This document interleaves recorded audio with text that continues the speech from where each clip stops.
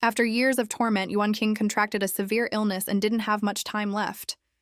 On this particular day, her concubine-born sister, who had stepped on Yuan King to climb the ranks but had not yet been officially crowned imperial noble consort, came to visit her. "Oh, sister, you're still sick. With an illness this severe, I'm afraid your days are numbered." Yuan King looked at her sister's luxurious clothes and frowned. What a rare guest. What brings the imperial noble consort here? Zhao Sulan walked over, smiling radiantly as she lifted Yuan King's chin. "Thank you for the compliment, sister. It truly is a shame. You, the legitimate daughter, were supposed to enter the palace as a consort and enjoy endless wealth. What a pity you had an accident. As your younger sister, I had no choice but to take your place, enter the palace, and become the imperial noble consort." Yuan King gently patted her sister's hand. She didn't feel much toward Sulan's arrogance.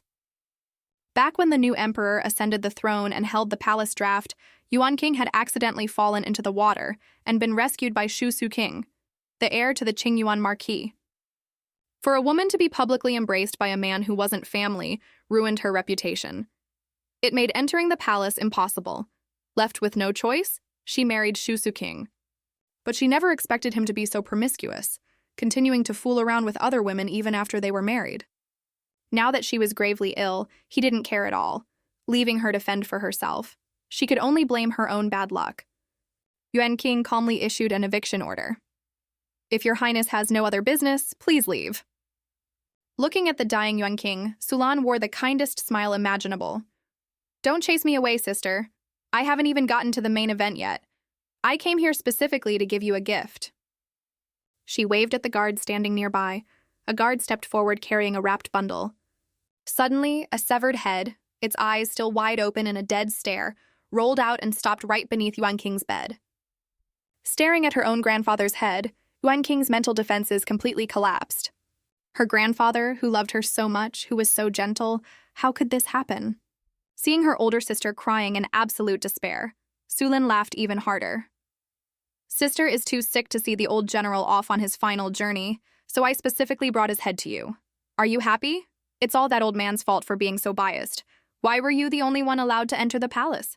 I begged him for so long, and he actually said I lacked moral character and didn't deserve to go. Excuses. Wasn't it just because I was born to a concubine? But in the end, I was the one who made it into the palace. So I just blew a little breeze into the emperor's ear, whispering that the old general seemed to be plotting treason. And guess what? The emperor praised me for choosing justice over family and immediately ordered their execution. He truly is my good husband." Hearing this, Yuan King completely understood. The culprit behind her family's ruin was standing right in front of her. Like a mad woman, she lunged forward, grabbing Sulan by the throat, wanting to kill her. Unfortunately, her frail, sickly body couldn't support her killing intent. Instead, Sulan easily slapped her away. "Kill me? Sister, you are still so naive even now. Did you really think your fall into the water was an accident? Your good best friend, Fu Leli, was terrified of having an extra rival in the palace. She rushed to cooperate with me, pushing you into the water to stop you from being drafted." Yuan King snapped her head up. "You planned all of this?" Sulan chuckled smugly. "I did. I wanted to watch you, the beloved legitimate daughter, fall straight into hell, along with your relatives. Now let me give you one final gift. Your husband asked me to tell you, the heir's wife has committed adultery, failed to uphold a woman's virtue, and is hereby divorced. You have nothing to do with each other anymore." A divorce letter fluttered lightly to the ground. Only then did Yuan King realize that this sister of hers, despite being the imperial noble consort, was secretly involved with her husband. A scandal like that was enough to cost Sulan her life, but Yuan King had no way to use it against her. Sulan had already ordered the guards to throw her out. Yuan King realized how foolishly naive she had been. It was only in this final moment that she saw her sister's true colors. Sulan had always been jealous of her status as the legitimate daughter, harboring deep malice, constantly plotting just to steal the consort position. And Yuan King had been kept in the dark the entire time, inadvertently causing her whole family to be killed. Like a stray dog stripped of all dignity, she was dragged all the way to the gates of the Marquis estate. Using the very last ounce of her strength, she screamed to the heavens, "Heaven's justice is clear and karma will come. Today I spill my blood here. I will become a vengeful ghost, drinking your blood and eating your flesh. I will haunt you every day so you know no peace. The imperial power will fall, and this will not end for all eternity." As her words fell before the guards could step forward, she threw herself headfirst into the stone pillar at the estate's gate. Blood splattered on the spot. Memories flashed before her eyes like a speeding carriage. "Sister, news just came from the border. Eldest brother is missing. It's likely he didn't survive." "Sister, mother took her own life. If only she had begged me just once, I wouldn't have been so cruel." "Sister, the emperor has raided the general's estate. He declared the general guilty of treason. The entire family is to be executed." That burning hatred consumed her. Only one word remained in her mind: revenge. "You destroyed my family. I will make you all die." Hatred surged to her head, and Yuan King suddenly opened her eyes. Her eyes were bloodshot, and she was covered in cold sweat. "Miss?" A familiar voice sounded by her ear. Yuan King slightly turned her head, looking at the person in front of her. She froze. "Didn't my maid Sanian die?" Suddenly a possibility struck her. She sat up abruptly and grabbed her maid's hand. "Sanian, what year and month is it right now?" Sanian looked a bit confused but answered honestly, "Miss, it is the 16th year of Jia King. It is early spring." Yuan King quickly touched her own face. It was soft and smooth. "I've returned to the past, to the year I was 16. Sanian smiled and helped Yuan King up from the bed. "Miss, why does your face look so pale? Did you have a nightmare?" Yuan King smiled and shook her head. "No." She thought to herself, "Although I don't know exactly what happened, since heaven has given me a second chance at life, I will definitely cherish it. I will protect my family. I will not repeat the same mistakes." Right at that moment, another familiar voice came from nearby. "Yuan King, you're awake. The peach blossoms in the back courtyard of Goan Temple are in full bloom. Let's go admire them together." The person arriving was her close childhood friend, Fu Leli. Looking at this girl, those chaotic memories flooded Yuan King's mind again. Her best friend, simply afraid that they might compete in the palace, allied with Zhao Sulan to frame her and push her into the water. And it happened today, in the Peach Blossom Grove. "In this life, I will absolutely never marry that playboy heir again. Since you want to play mind games with me, I will beat you at your own game. I will personally sever these ropes trying to bind my fate." She pretended to know nothing, linking arms with the other girl and smiling just like before. "Look at the peach blossoms. Sounds great. I love peach blossoms the most." Knowing her toxic best friend's true colors, Yuan King played along and went to the back mountain with her. Zhao Sulan, who had been waiting in the shadows early on, pretended to bump into them. She walked up asking, "Sister, Miss Fu, where are you two heading? May I join you?" Seeing her enemy again, Yuan King's hatred peaked. But she didn't want to end them so easily. She needed them to experience 100 times the pain she felt. Forcing down that intense hatred, she affectionately linked arms with Sulan. "Of course, my good sister. Looking closely, your eyes are so beautiful. Can I dig them out?" Yuan King flashed Sulan an innocent, harmless smile. The words were incredibly malicious, yet she said them so sweetly. Sulan looked at Yuan King in shock, a strange feeling creeping into her heart. Something wasn't right. Why would she say something like that? Ignoring her stiffness, Yuan King reached out and gently traced Sulan's neck. Then, her fingertips moved upward, lightly trailing across Sulan's cheek. "This skin isn't bad either." Yuan King smiled, her tone entirely serious. Sulan suddenly felt that the person in front of her had become exceptionally eerie. Feeling a bit scared, she tremblingly called out, "Second sister!" Seeing this, Yuan King withdrew her hand and smiled brightly. "Just a joke. Why are you so easily spooked?" "Weren't we going to the back mountain? Let's go." She then took the lead, walking ahead. In her heart, she thought, "Sulan, this time, I'm going to play with you slowly. Don't worry, I will make you wish you were dead." The remaining two exchanged glances. Fu Leli whispered to Sulan, "Is it just me, or is Yuan King acting a bit off today?" Sulan reassured her, "Don't panic. No matter what, today's plan cannot fail." Both of them brushed off that weird feeling and hurried to catch up. When they were nearing the riverbank, Yuan King let Leli hold her arm, walking step by step toward the abyss from her memories. She listened as Leli hypocritically said sickening things. Sister, it's so beautiful here, isn't it? But once we enter the palace, we won't have this kind of freedom anymore. If I had known, I would have had my mother arrange a marriage for me sooner. I don't want to enter that giant cage of a palace. Just as Layli was preparing to push her into the water, Yuan King suddenly turned around and grabbed Layli's hands. Smiling radiantly, she said, "You don't want to enter the palace? You want to marry another man?" Layli, still maintaining her fake persona, hummed in agreement.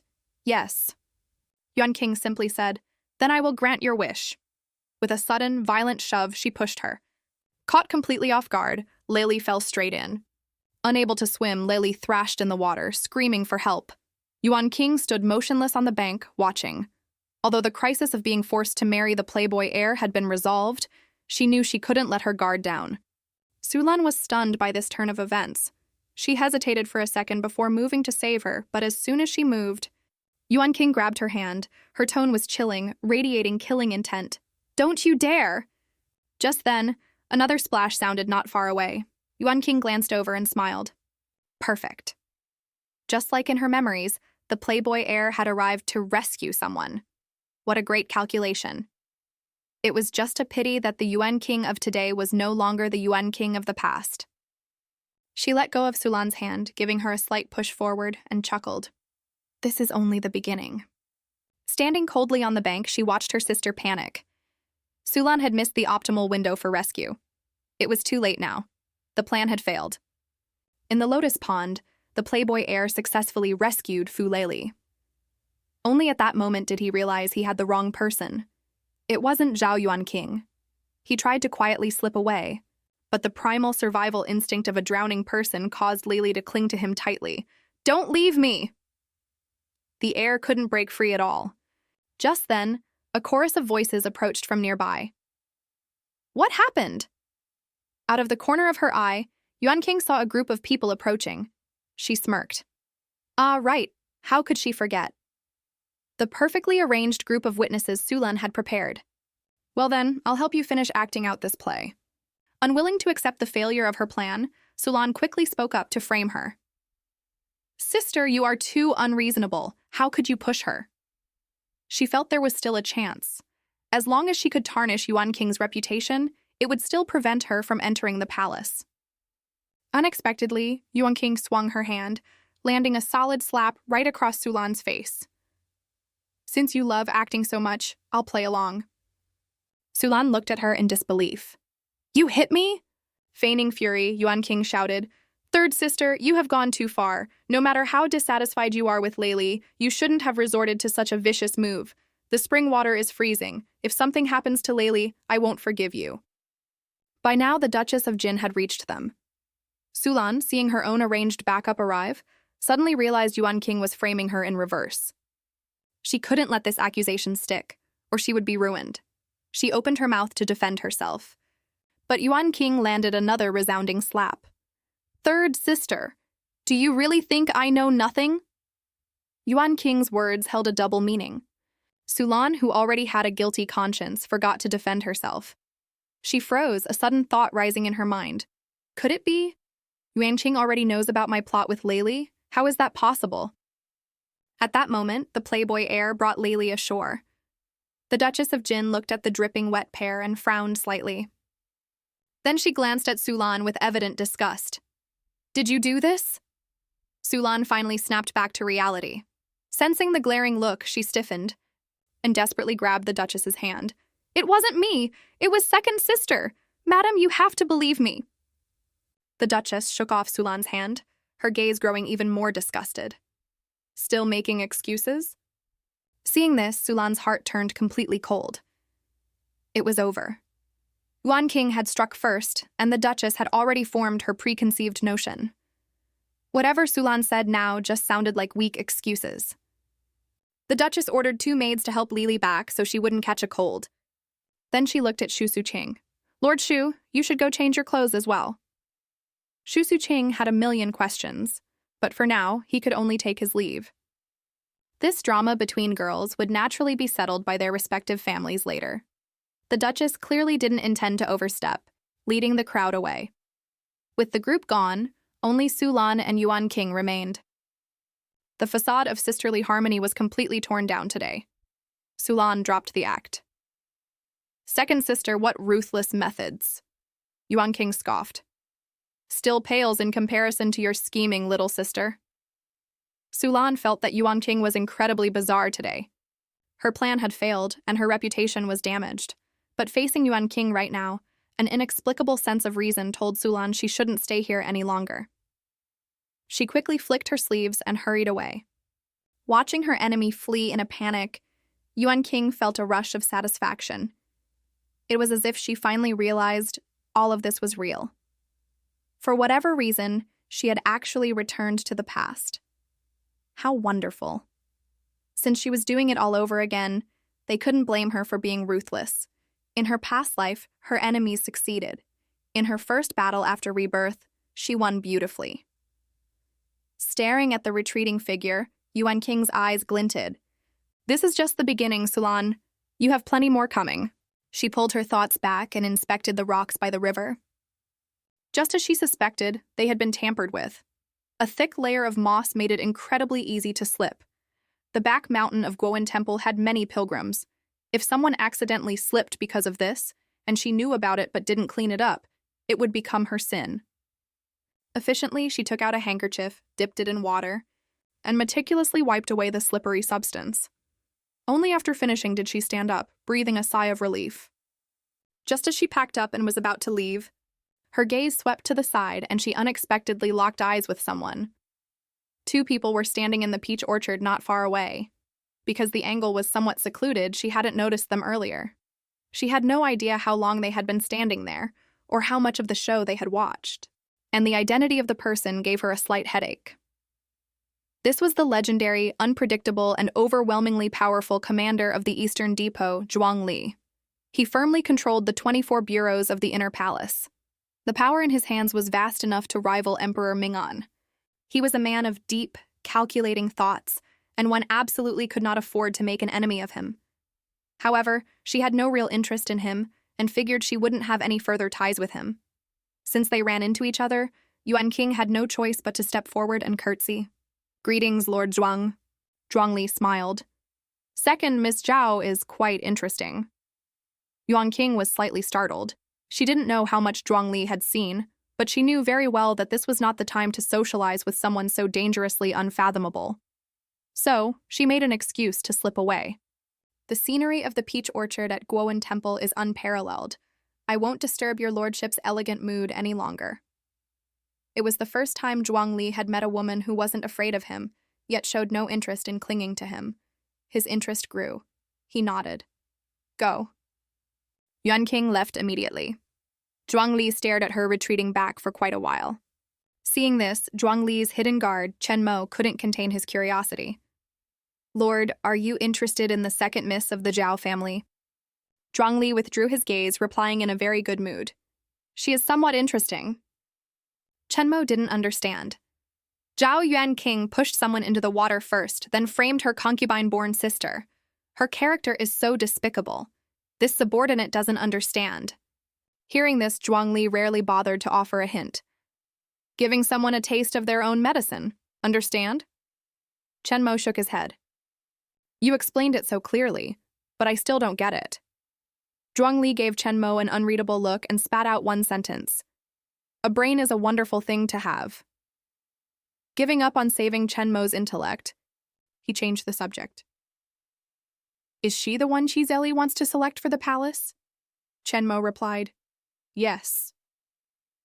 In his heart, he thought, only our lord would dare call the current emperor by his real name. He then leaned in and whispered, "If Zhao Yuan King enters the palace as a consort, the Zhao family will likely be swayed by the emperor. That will suppress our power.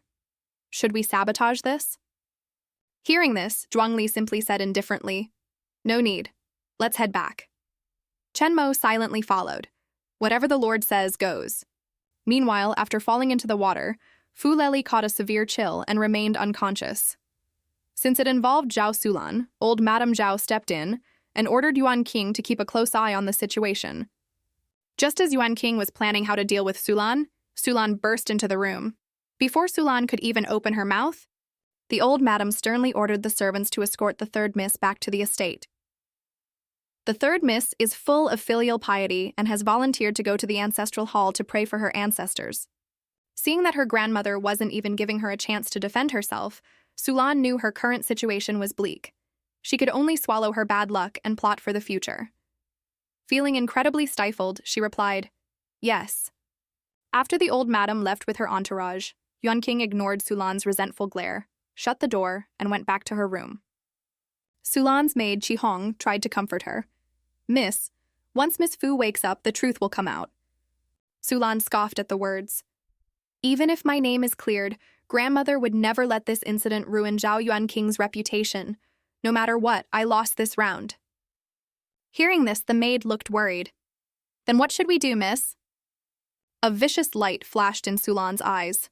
"If I don't ruin Zhao Yuan King, I have no face to enter the inner palace. I miscalculated this time. But the final victor hasn't been decided yet. I will definitely return today's humiliation to Zhao Yuan King 100-fold. An hour later, Fu Leli woke up. Opening her eyes to see Yuan King, she grew agitated and immediately began to accuse her. "You actually pushed me."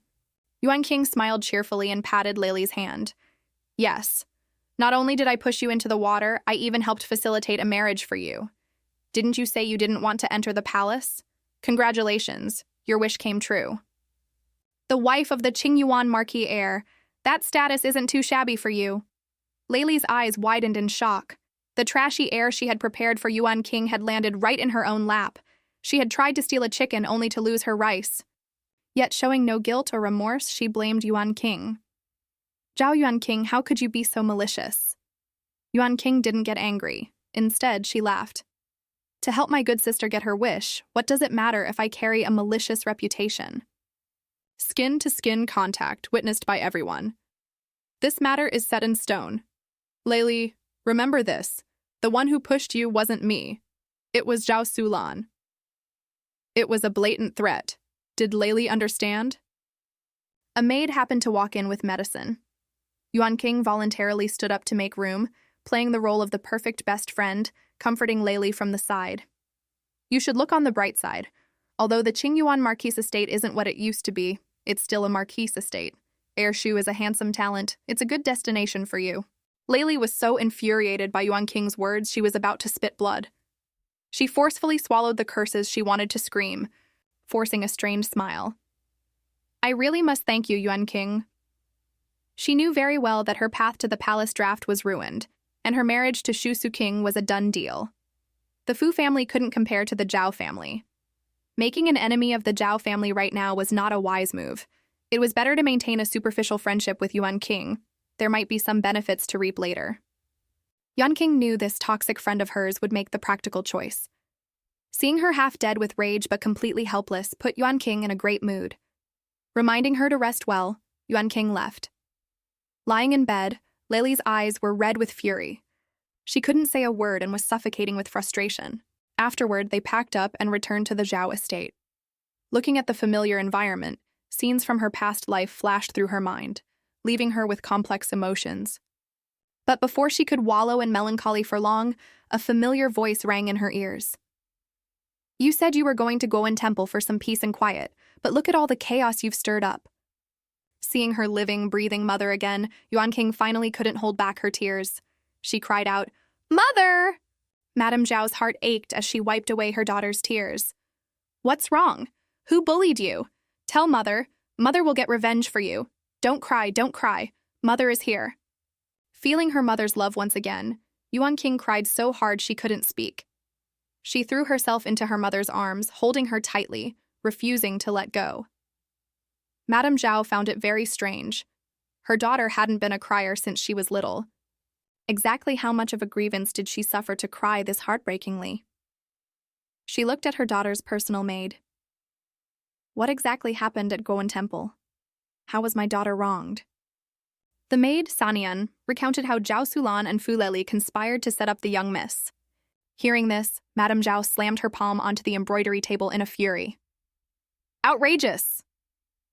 Seeing her mother so full of life and energy, Yuan King felt a surge of joy. She reached up, wiping the tears from her eyes, and grasped her mother's hand. Mother, aren't I perfectly fine? I was just feeling a little emotional seeing you. In truth, I saw through their schemes early on. I didn't suffer at all, did I? Thinking about how the incident ended, Madame Zhao felt a bit better. Even so, Mother cannot let them off lightly. Sulan is right under our noses, so there's no rush. But as for the Fu family, do you want Mother to go mess up Leily's marriage to the Qingyuan Marquis estate? No one knew better than Yuan King just how much of a piece of trash the Qingyuan Marquis heir was. Leily marrying him would guarantee a life of suffering. She quickly shook her head, giving her mother a hint. Forcing two unwilling parties into a terrible marriage was exactly what she wanted. Madame Zhao instantly understood and took on a slightly gloating tone. Then Mother will go add some fuel to the fire and help push this marriage along. Although the water incident had been completely altered, Yuan King didn't dare relax. Because she avoided that scandal, it meant she would still be eligible to enter the palace as a consort. In her past life, all the suffering had been orchestrated by Sulan behind the scenes. But the direct enforcer who slaughtered her family was Emperor Ming'an, a foolish, unreasoning tyrant. She absolutely refused to enter the palace and marry him. She couldn't go to the draft, but she couldn't let Sulan go either. Right now, the only person capable of changing everything and standing toe-to-toe with Emperor Ming'an was Zhuang Li. Originally, she hadn't wanted to get involved with him again, but since he was the only one who could rival the emperor, she had to find a way to latch onto him to cut off the Zhao family's path to the palace. So the next day, riding in a carriage bearing the Zhao family crest, she marched openly and grandly to the Eastern Depot. She personally handed a box of pastries to the depot guards at the door. "I made these pastries myself. Please, my lord, pass them on to Lord Zhuang for me." The guard looked bewildered, almost suspecting he was dreaming. The precious jewel of Grand Tutor Zhao's family was delivering pastries to the commander. He tentatively said, "Miss Zhao, please wait a moment. This lowly one will go announce you." While waiting, Yuan King didn't stay idle. She struck up a conversation with the other guards, asking about Zhuang Li's preferences. The guard looked troubled. "Miss Zhao, please don't make things difficult for this lowly one.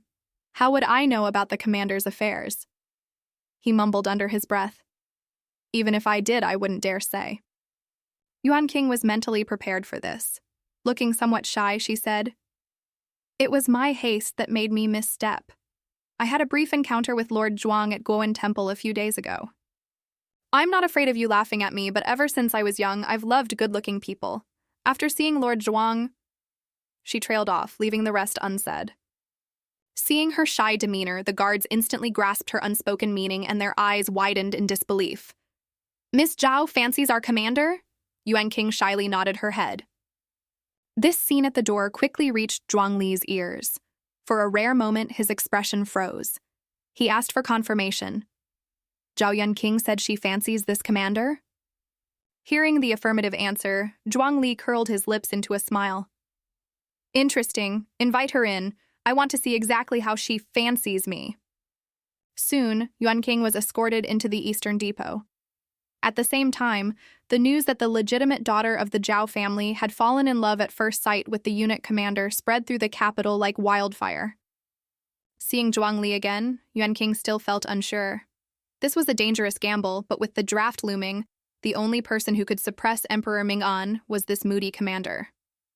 Once she entered the palace, she would inevitably end up on the opposite side of Zhuang Li anyway, so she would offend him eventually. It was better to act now. After all, the enemy of an enemy is a friend. She figured she had a decent chance of success. Upon seeing her, Zhuang Li cut straight to the chase. "I hear Miss Zhao fell in love with this commander at first sight." Yuan King responded with poise and grace. "Yes, I fell in love with Lord Zhuang at first sight. I am willing to keep my purity for Lord Zhuang until death." Zhuang Li stared fixedly at Yuan King, as if seeing right through her. "Giving up the position of an imperial consort to keep your purity for this commander? Miss Zhao is truly thoughtful." He heavily emphasized the last three words. Both were smart people. They understood the underlying message perfectly. Yuan King replied sincerely, "My family only hopes I can find someone I am destined to be with. So do I. Wealth and glory vanish in an instant. They are not what I seek." Zhuang Li chuckled and leaned back in his chair. "What does that have to do with this commander?" Yuan King paused. She realized Zhuang Li wasn't very interested in allying with her. She then smiled. Naturally, it has nothing to do with Lord Zhuang. My actions today have already overstepped the bounds. I won't do it again. I will simply keep my feelings for Lord Zhuang hidden in my heart.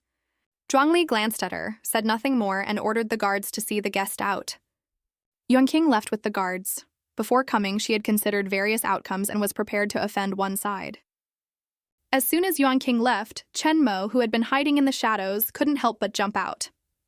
Lord, when did the second Miss Zhao take a liking to you? Actually, she's quite pretty.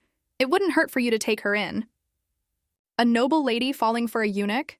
If Chi Zeli were as stupid as you and couldn't figure out her true intentions, that would be wonderful. Zhuangli gently rubbed the teacup in his hand, despairing at his guard's intellect.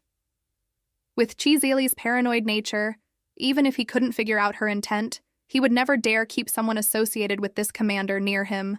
Zhao Yuanking's move was actually quite brilliant. At that moment, Yuan Qing had already returned to the Zhao estate. Sanian truly couldn't understand why her young miss would publicly declare love for a eunuch. She could only imagine how the entire capital would mock her. In a good mood, Yuan King explained her intentions to her loyal maid. I just wanted to tell the man in the palace that I have no desire to enter. If he forces the issue, the Zhao family will have no choice but to defect to Zhuangli's faction. Emperor Mingan shouldn't be stupid enough to miss that. After all, who would genuinely fall in love with a eunuch at first sight and vow to stay pure for him?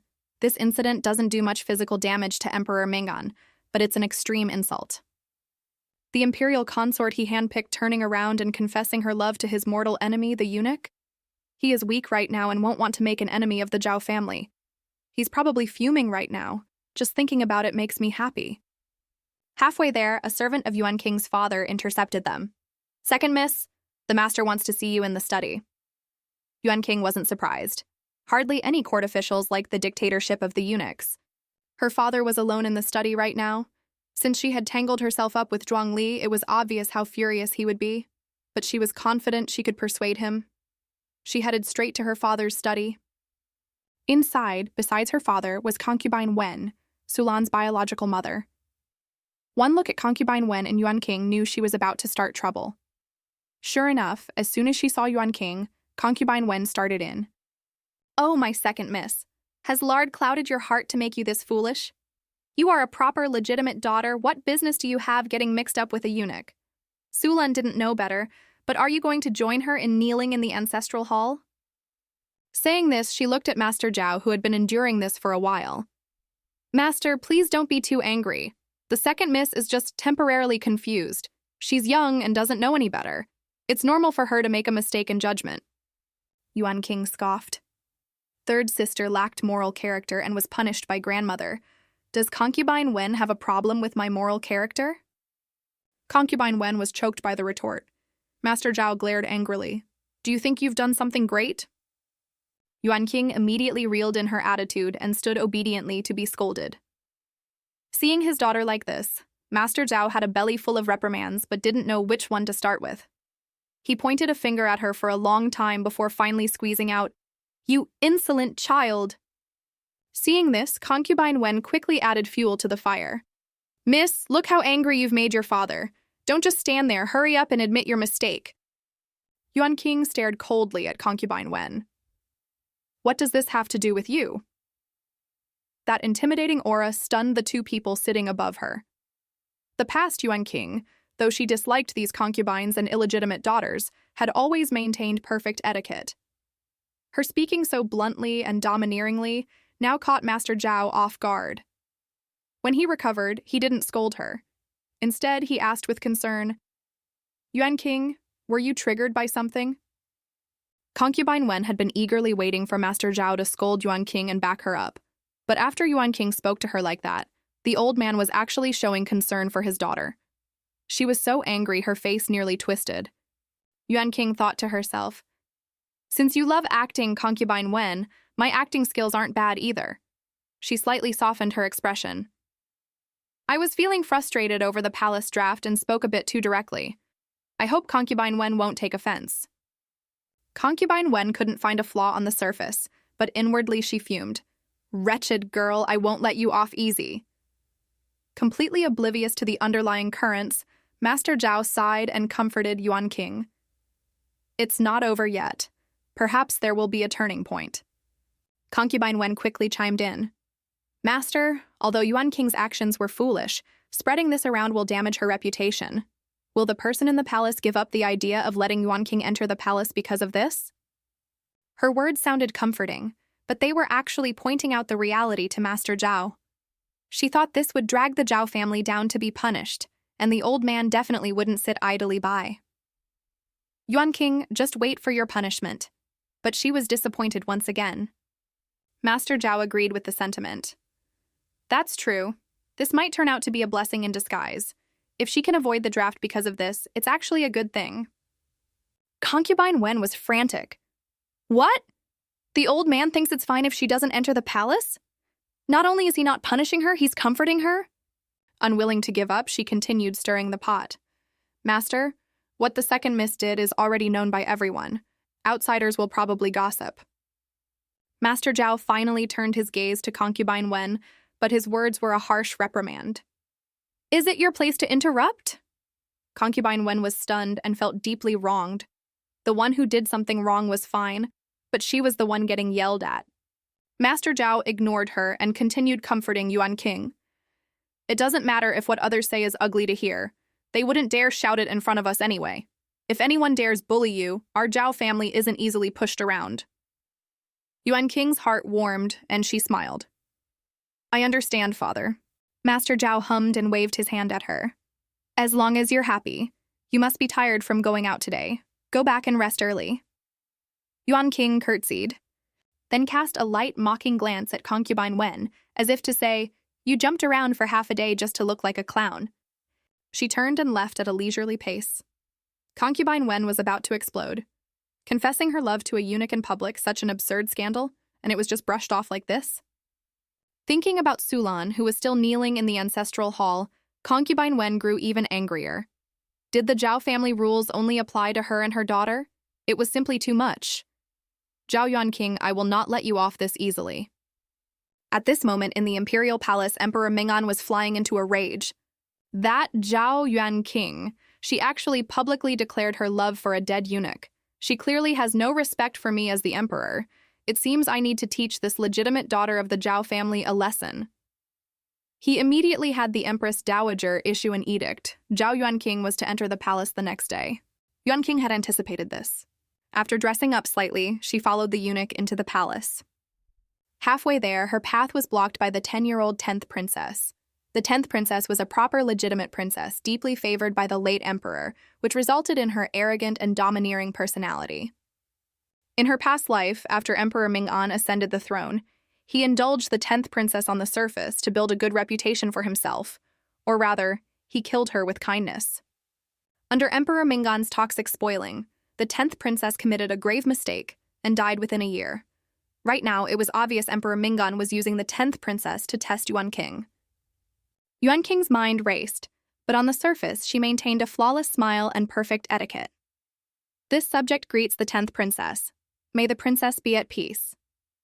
The 10th princess sized Yuan King up for a long time before asking, You are Zhao Yuan King? After getting an affirmative answer, her attitude became even more arrogant. I don't like the look of you. Are you going to slap your own face, or do you want me to reward you with a slap? Hearing this, Yuan King's expression remained unchanged, her tone calm. May I ask what offense I have committed? The 10th princess replied imperiously, I don't like the look of you. That is your offense. Yuan King smiled. If that is the case, please forgive me, but I cannot accept this punishment. Used to getting her way, the 10th princess immediately flared up, glaring angrily at Yuan King. You dare defy my orders? Yuan King continued to smile. I cannot bring harm to the princess. The 10th princess was triggered by Yuan King's breezy reaction. Harm me? Ridiculous. You all, hold her down for me. Since you don't know what's good for you, I'll just have to reward you myself. The eunuchs had clearly been prepped beforehand. As soon as the princess spoke, they swarmed toward Yuan King. Yuan King revealed a hint of mockery. She thought to herself, Emperor Ming'an isn't just trying to test me. He wants to use the 10th princess to teach me a lesson. Afterward, he can push all the blame onto her, letting her bear the reputation of being a tyrant. 2 birds with 1 stone. What a pity for him that as a descendant of generals, I've practiced martial arts since childhood. I won't fall for such amateur schemes. Seeing the eunuchs reach her, Yuan King reached out, grabbed a eunuch's wrist, and with a light twist, threw him to the ground. The ones behind him didn't escape either. In the blink of an eye, the ground at Yuan King's feet was littered with groaning men.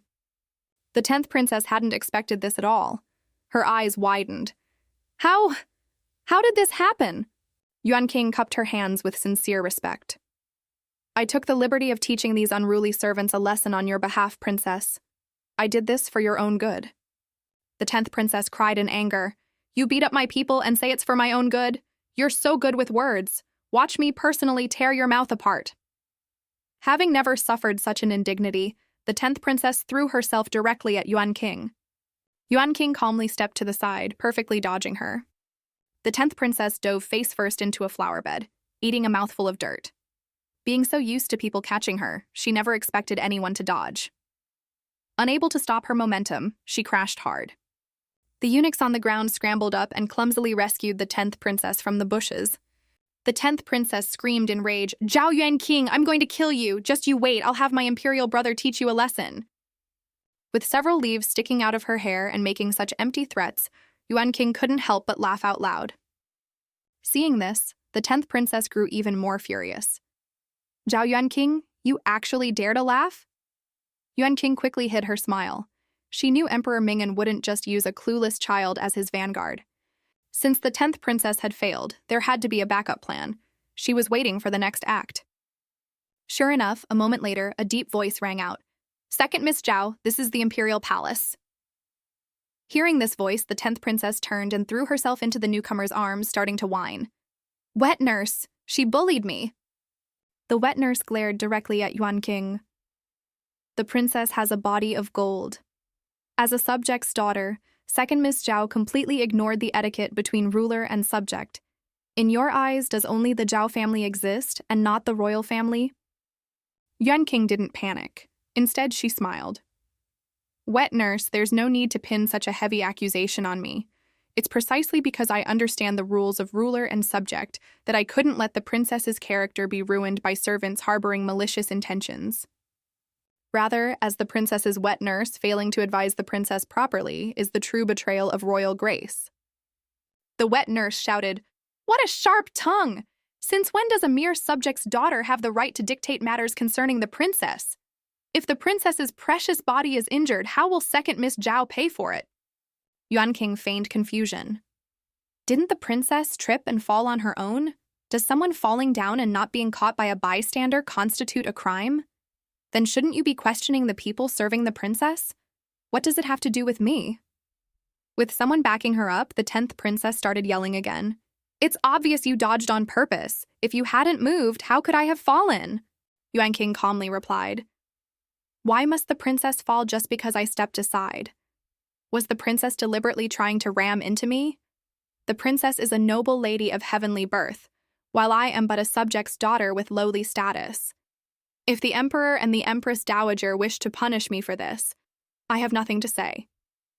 The wet nurse silently noted that this Zhao Yuan King was not easy to deal with. Once Yuan King admitted to dodging, it would mean the 10th princess initiated the attack. Before Emperor Ming'an's wings were fully fledged, he would absolutely never dare randomly convict Zhao Yuan King in a logical argument. Doing so would not only make an enemy of the Zhao family, but also incite dissatisfaction among the court officials. Yuan Qing had already anticipated every scenario. Her actions were watertight, giving no one an excuse to bully her. If Emperor Ming'an truly dared to punish her, she would make sure he paid a much heavier price. The wet nurse could only resort to force, using the absolute authority of the royal family.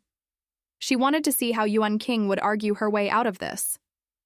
The princess says Second Miss Zhao bullied her, but Second Miss Zhao refuses to admit it. Are you accusing the princess of lying? Slandering the princess and showing contempt for the royal family? Can Second Miss Zhao bear the weight of this crime? Seeing the other party resorting to using status to oppress her because they lacked reason, Yuan King remained unfazed. Just as she was about to speak, a voice came from behind her. My, it seems I arrived at just the right time.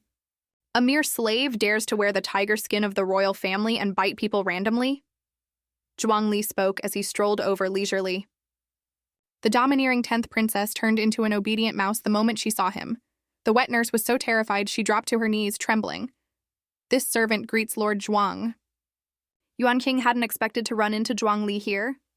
In her mind, Zhuangli was always a wild card, and she never knew if it was for better or worse.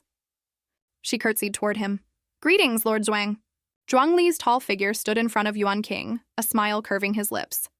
"Oh, if it isn't the daughter of the Zhao family, my admirer." Yuan King kept her head down, her face blushing furiously. In her heart, she grumbled, "Yes, that did happen, but there's no need to bring it up every time you see me. I'm still a young girl. I need my dignity." Seeing the girl's face turn as red as a ripe tomato, Zhuangli chuckled lightly. His gaze then drifted casually over to the wet nurse. "Did you say second Miss Zhao was slandering the princess?" The wet nurse didn't know what Zhuangli was planning and didn't dare answer.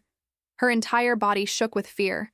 This was typical palace behavior, acting like a dog threatening others based on its master's power, bullying the weak but fearing the strong. Zhuangli looked back at Yuan King and continued, "Second Miss Zhao is my admirer. What was it you said before?" "Ah, right. You said I look good. What an honest thing to say. If you ask me, there is no one more honest than second Miss Zhao." He turned his gaze back to the wet nurse. "You say second Miss Zhao is lying. Does that mean you are saying I don't look good?"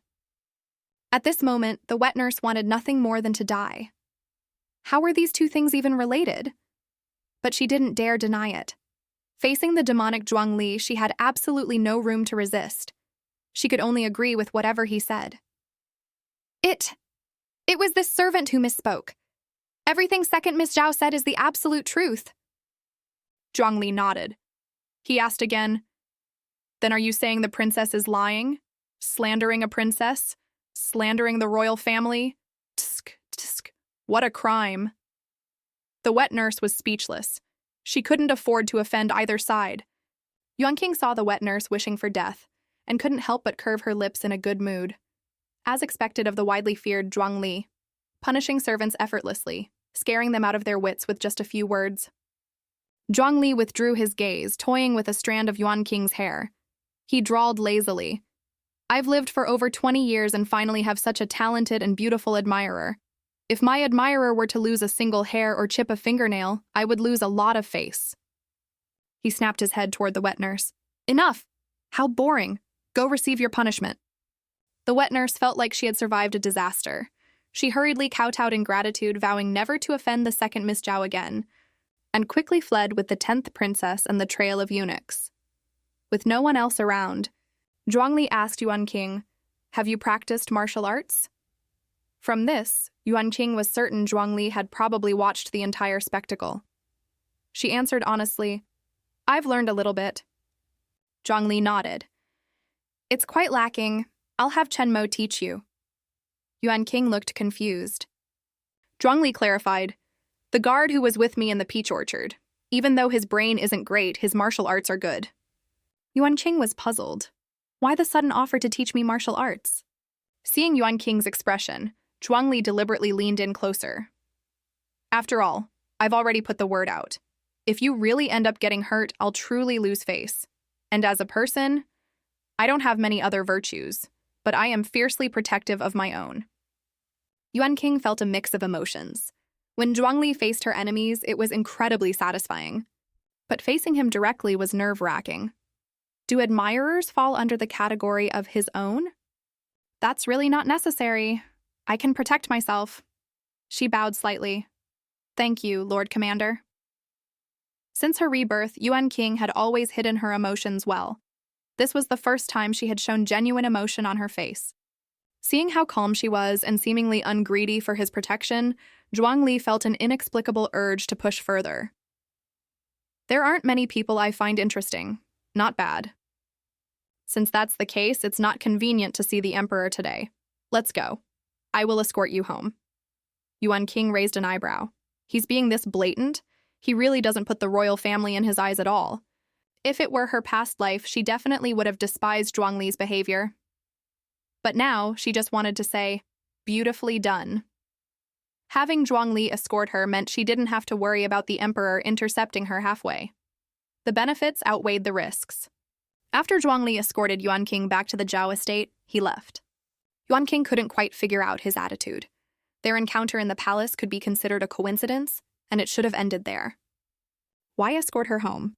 Shouldn't she just play her part as the infatuated girl, while Zhuangli remained aloof, accepting nothing, rejecting nothing, completely unbothered? Shouldn't he still be the high and mighty Lord Zhuang? His actions today were truly baffling. This man was indeed unpredictable and unfathomable.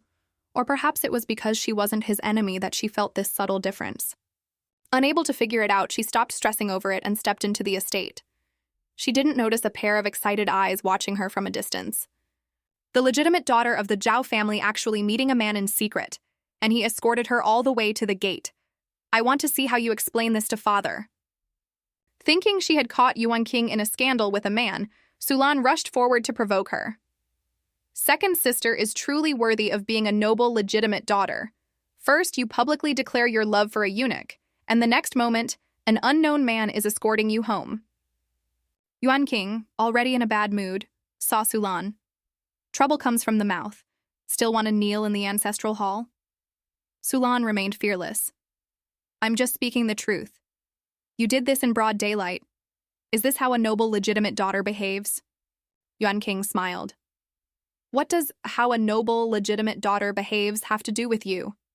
These words pierced straight through Sulan's heart. Infuriated, Sulan snapped, even though I'm not the legitimate daughter, I'm still a member of the Zhao family. If you want to be shameless and disregard your reputation, don't drag the rest of us sisters down with you. Loving a eunuch, keeping company with strange men, if outsiders didn't know better, they'd think this was the Zhao family tradition. Her words sounded so righteous. Yuan King laughed in anger. A concubine's daughter lecturing a legitimate daughter, making wild accusations without investigating the truth? Is this the etiquette you've learned over the past dozen years? Sulan's sore spot was poked again, her face falling. These were the facts she could never change, but she quickly smirked. I only spoke out of concern for you, sister. That's why I was a bit reckless with my words. Are you going to hold this against me? If so, you are far too petty for a legitimate daughter. Yuan King raised her hand and slapped Sulan hard across the face. In the past, burdened by her identity as a noble, legitimate daughter, Yuan King had always restrained herself. No matter how angry she got, for the sake of reputation and etiquette, she would let things go lightly. But now, having died once, what did it matter if she was petty? Compared to etiquette and reputation, she needed to survive. Sulan was stunned. She doesn't even care about her image as a legitimate daughter anymore? She covered her cheek, staring at Yuan King in disbelief. You hit me? Yuan King scoffed. You called me petty. I'm just giving you what you asked for.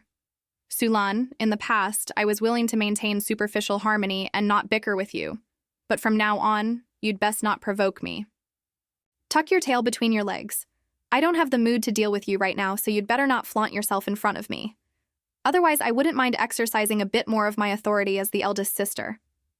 Without caring what Sulan thought, Yuan King turned and walked away. Staring at Yuan King's retreating back, Sulan was furious and confused. Has Zhao Yuan King gone mad? The maid beside her seemed to pick up on something. Miss. Second miss. Seems different than before. We shouldn't confront her directly anymore. Sulan immediately fired back. Impossible. I've been slapped twice and she gets off scot-free. I can't swallow this anger. She grabbed the maid's hand and ordered her to slap her face. Slap me until it's red. The maid didn't dare. Sulan simply grabbed the maid's hand and forced it hard against her own cheek. She grimaced in pain, but thinking of the opportunity to punish Yuan King, she firmly ordered the maid to keep slapping the same spot. When Master Zhao returned from court, he was invited to Concubine Wen's courtyard for dinner. After taking a bite, he noticed his third daughter was missing. Where is the third miss? Why isn't she here to eat? Concubine Wen pretended not to know and looked at a nearby nanny. The nanny stammered. The third miss? Said she was feeling tired today and wanted to sleep for a bit. It's just... This deliberate pause caught Master Zhao's attention perfectly. It's just what? Stop acting weird. What happened? Tell me. The nanny then blurted out. It's just that the third miss has a very clear handprint on her face. Master Zhao frowned. Concubine Wen, acting as if she had just heard this, stood up anxiously. Master, let's go check on her quickly. Sulan stayed in her room. She had ordered a maid to watch the courtyard entrance early on. When she saw her father's group approaching, she quickly stood up. Chi-hong, the maid, cried out, Second miss went too far this time.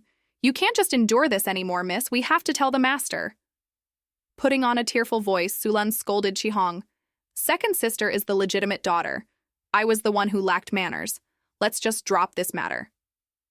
Just as she finished speaking, she saw her father at the door. She hurriedly feigned panic, turning her face away and covering the slap mark with her hand. Father, why are you suddenly here? Master Zhao had already seen the mark clearly. He pulled Sulan's hand away, staring at the red print on her face, and asked in a low voice, Did Yuan King hit you? Sulan shook her head. No. It was because I have thin skin.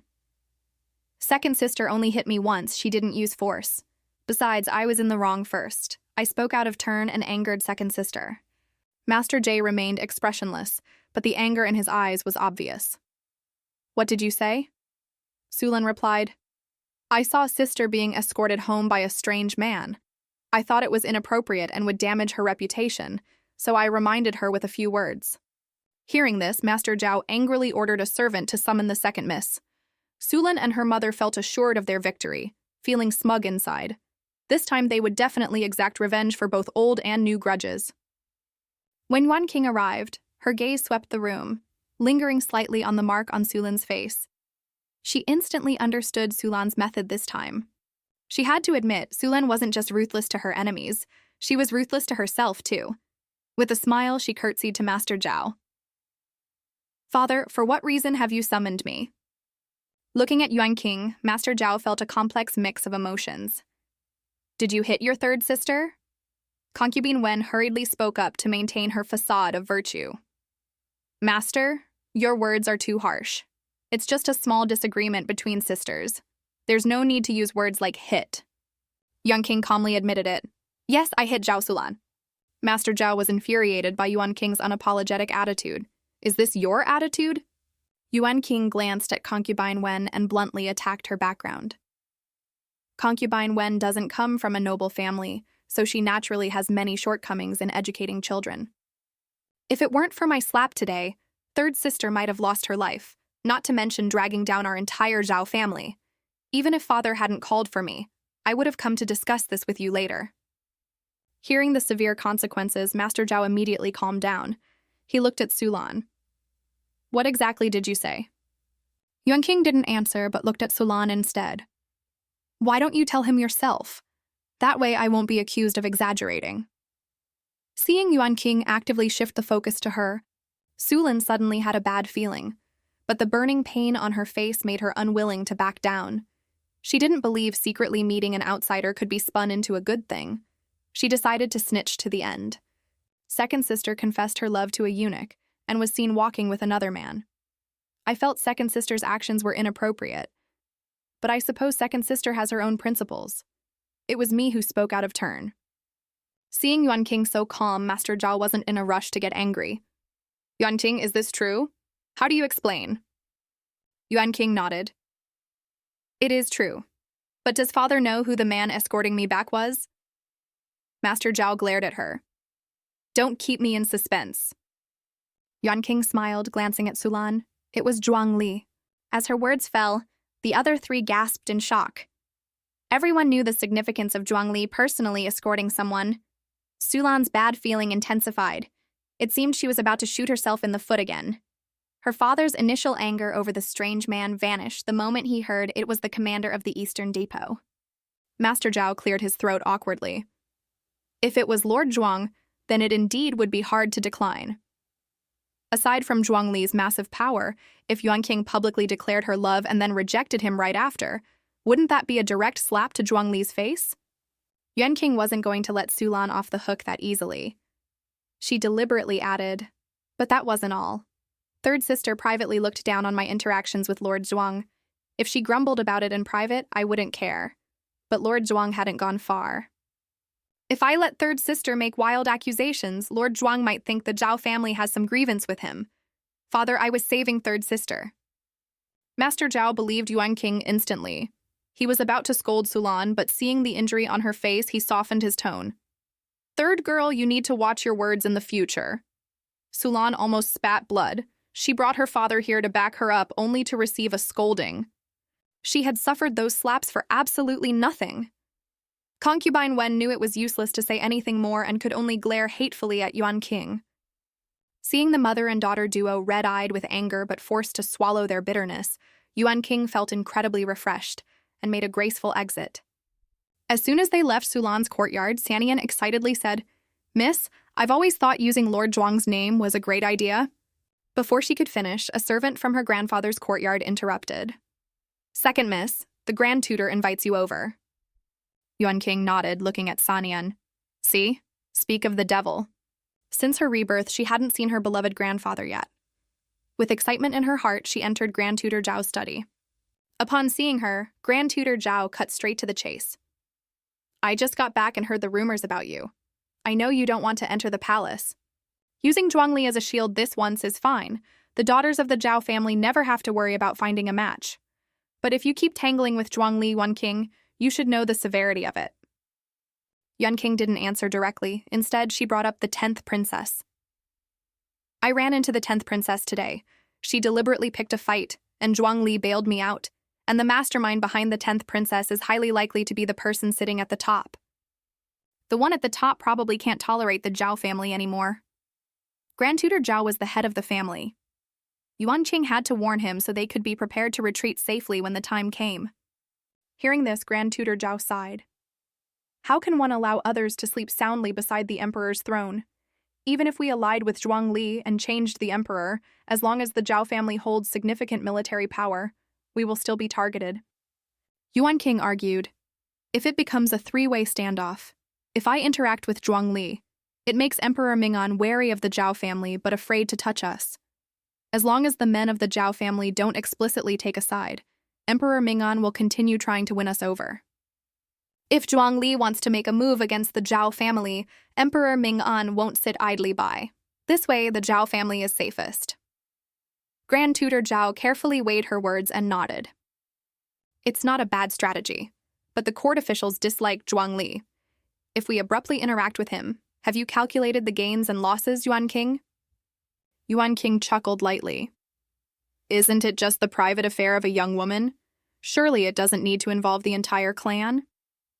Seeing his granddaughter's clear mind and how she weighed the pros and cons in favor of the Zhao family, Grand Tutor Zhao smiled and patted her head. All right, go back. You handle this matter however you see fit." Knowing her grandfather wouldn't stop her from interacting with Zhuangli was enough. As long as she could pull Emperor Ming'an down, it was best if the Zhao family wasn't dragged into it. Some things she would just have to do herself. The next day, while doing her hair, Yuan King thought of Sulan again. She whispered to her personal maid, "Find a few careful people to keep an eye on Sulan's side.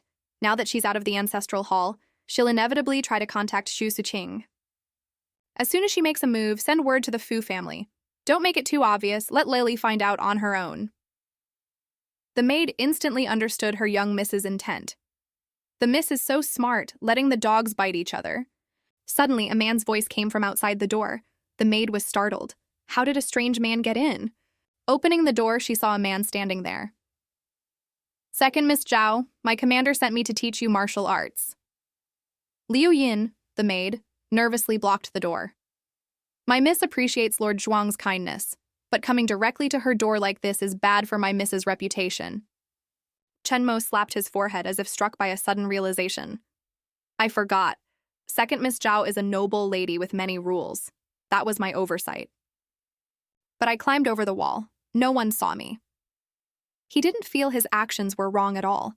If he wasn't allowed in, he simply wouldn't leave. Seeing this, Yuan King had to decline personally. "I have no intention of learning martial arts from you. I appreciate Lord Zhuang's gesture."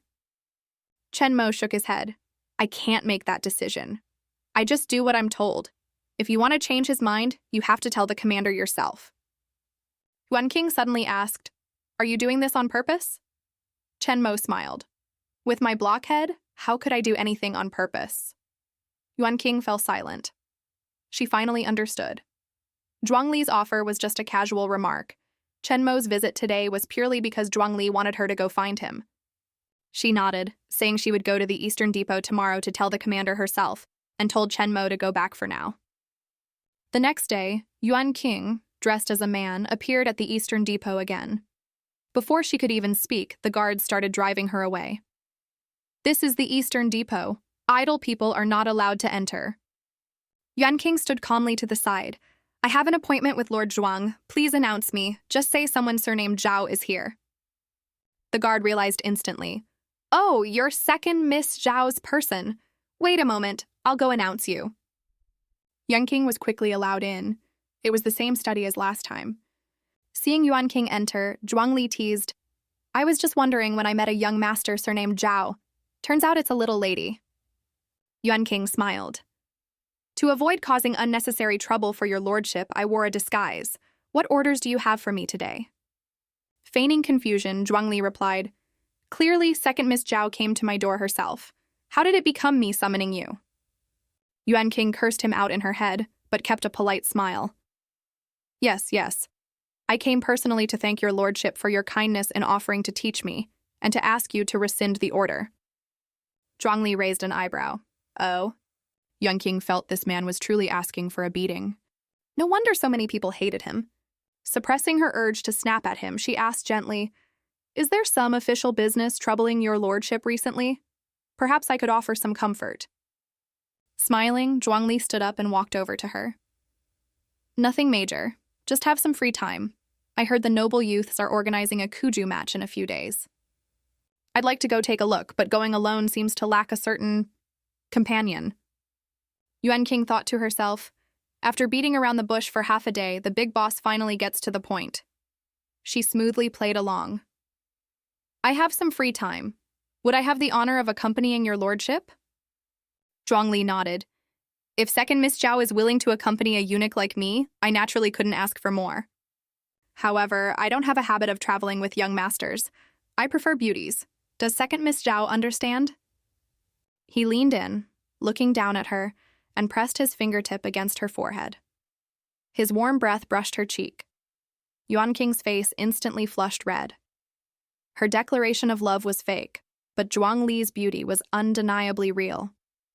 Seeing his face this close, she felt slightly flustered. Perhaps finding her reaction amusing, Zhuangli's fingertip slid from her forehead down to the tip of her nose. Why aren't you speaking? Seeing his finger about to trail lower, Yuan King snapped back to reality. She took 2 steps back, putting distance between them. Yes, I understand. Seeing this, Zhuangli asked with profound meaning, Doesn't second Miss Zhao fancy me? Why are you so unwilling to get close to me? Yuan King quickly bowed to explain. I was afraid of offending your lordship. If you don't mind, I would naturally love to be closer to you. Zhuangli suddenly laughed.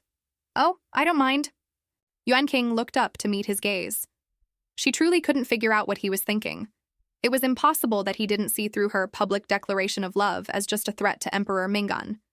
Just days ago, he was saying, What does this have to do with me? But then he defended her in the palace. And now he used Chen Mo to force her to see him, only to act like this. It was entirely perplexing. If Zhuangli were a normal man, she would suspect he fancied her and wanted her in his harem. But no matter how powerful he was still a eunuch. Surely he wasn't seriously considering making her his eunuch wife, right?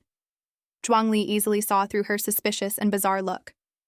Losing interest in teasing her, he solemnly warned, Stop filling your head with inexplicable nonsense about me. All right, you can go back.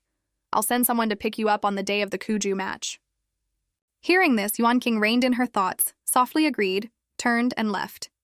Chen Mo stepped out of the shadows. Lord, you seem quite interested in the second miss. Are you really not going to consider it? You've been alone for a long time. It's time to find a wife. Zhuangli glanced at Chen Mo. Are you that bored? Chen Mo rarely saw his lord engage with a girl. Besides, his lord wasn't actually a true eunuch. He couldn't help but say, Lord, all of us just want you to live a better life. Seeing Chen Mo's earnestness, Zhuangli shook his head. She's not suitable. Chen Mo didn't understand.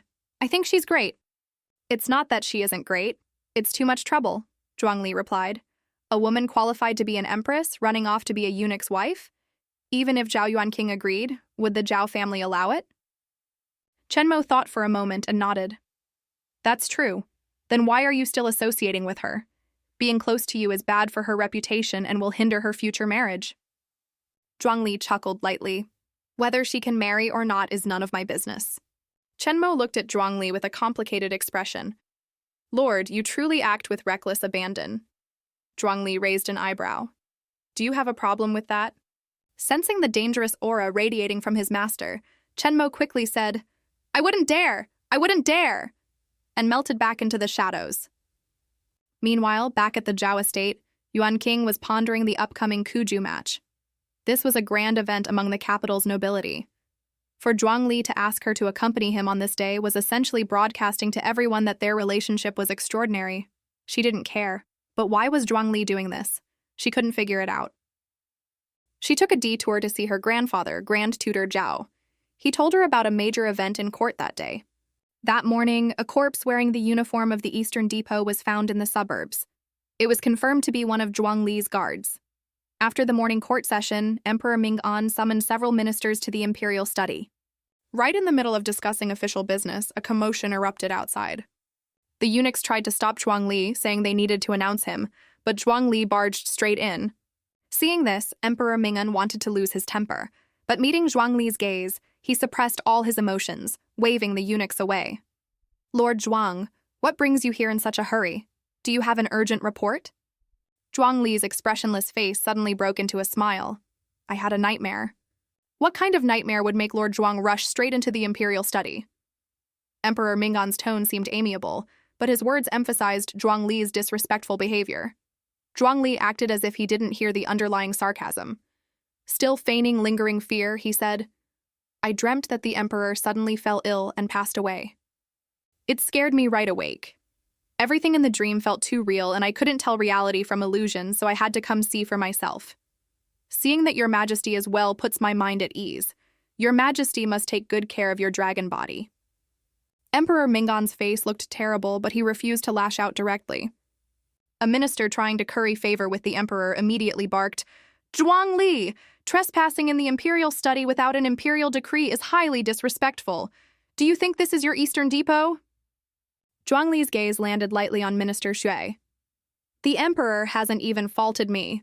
Since when does Minister Xue make decisions for the emperor? Minister Xue turned pale and quickly apologized to Emperor Ming-an. This subject had no such intention.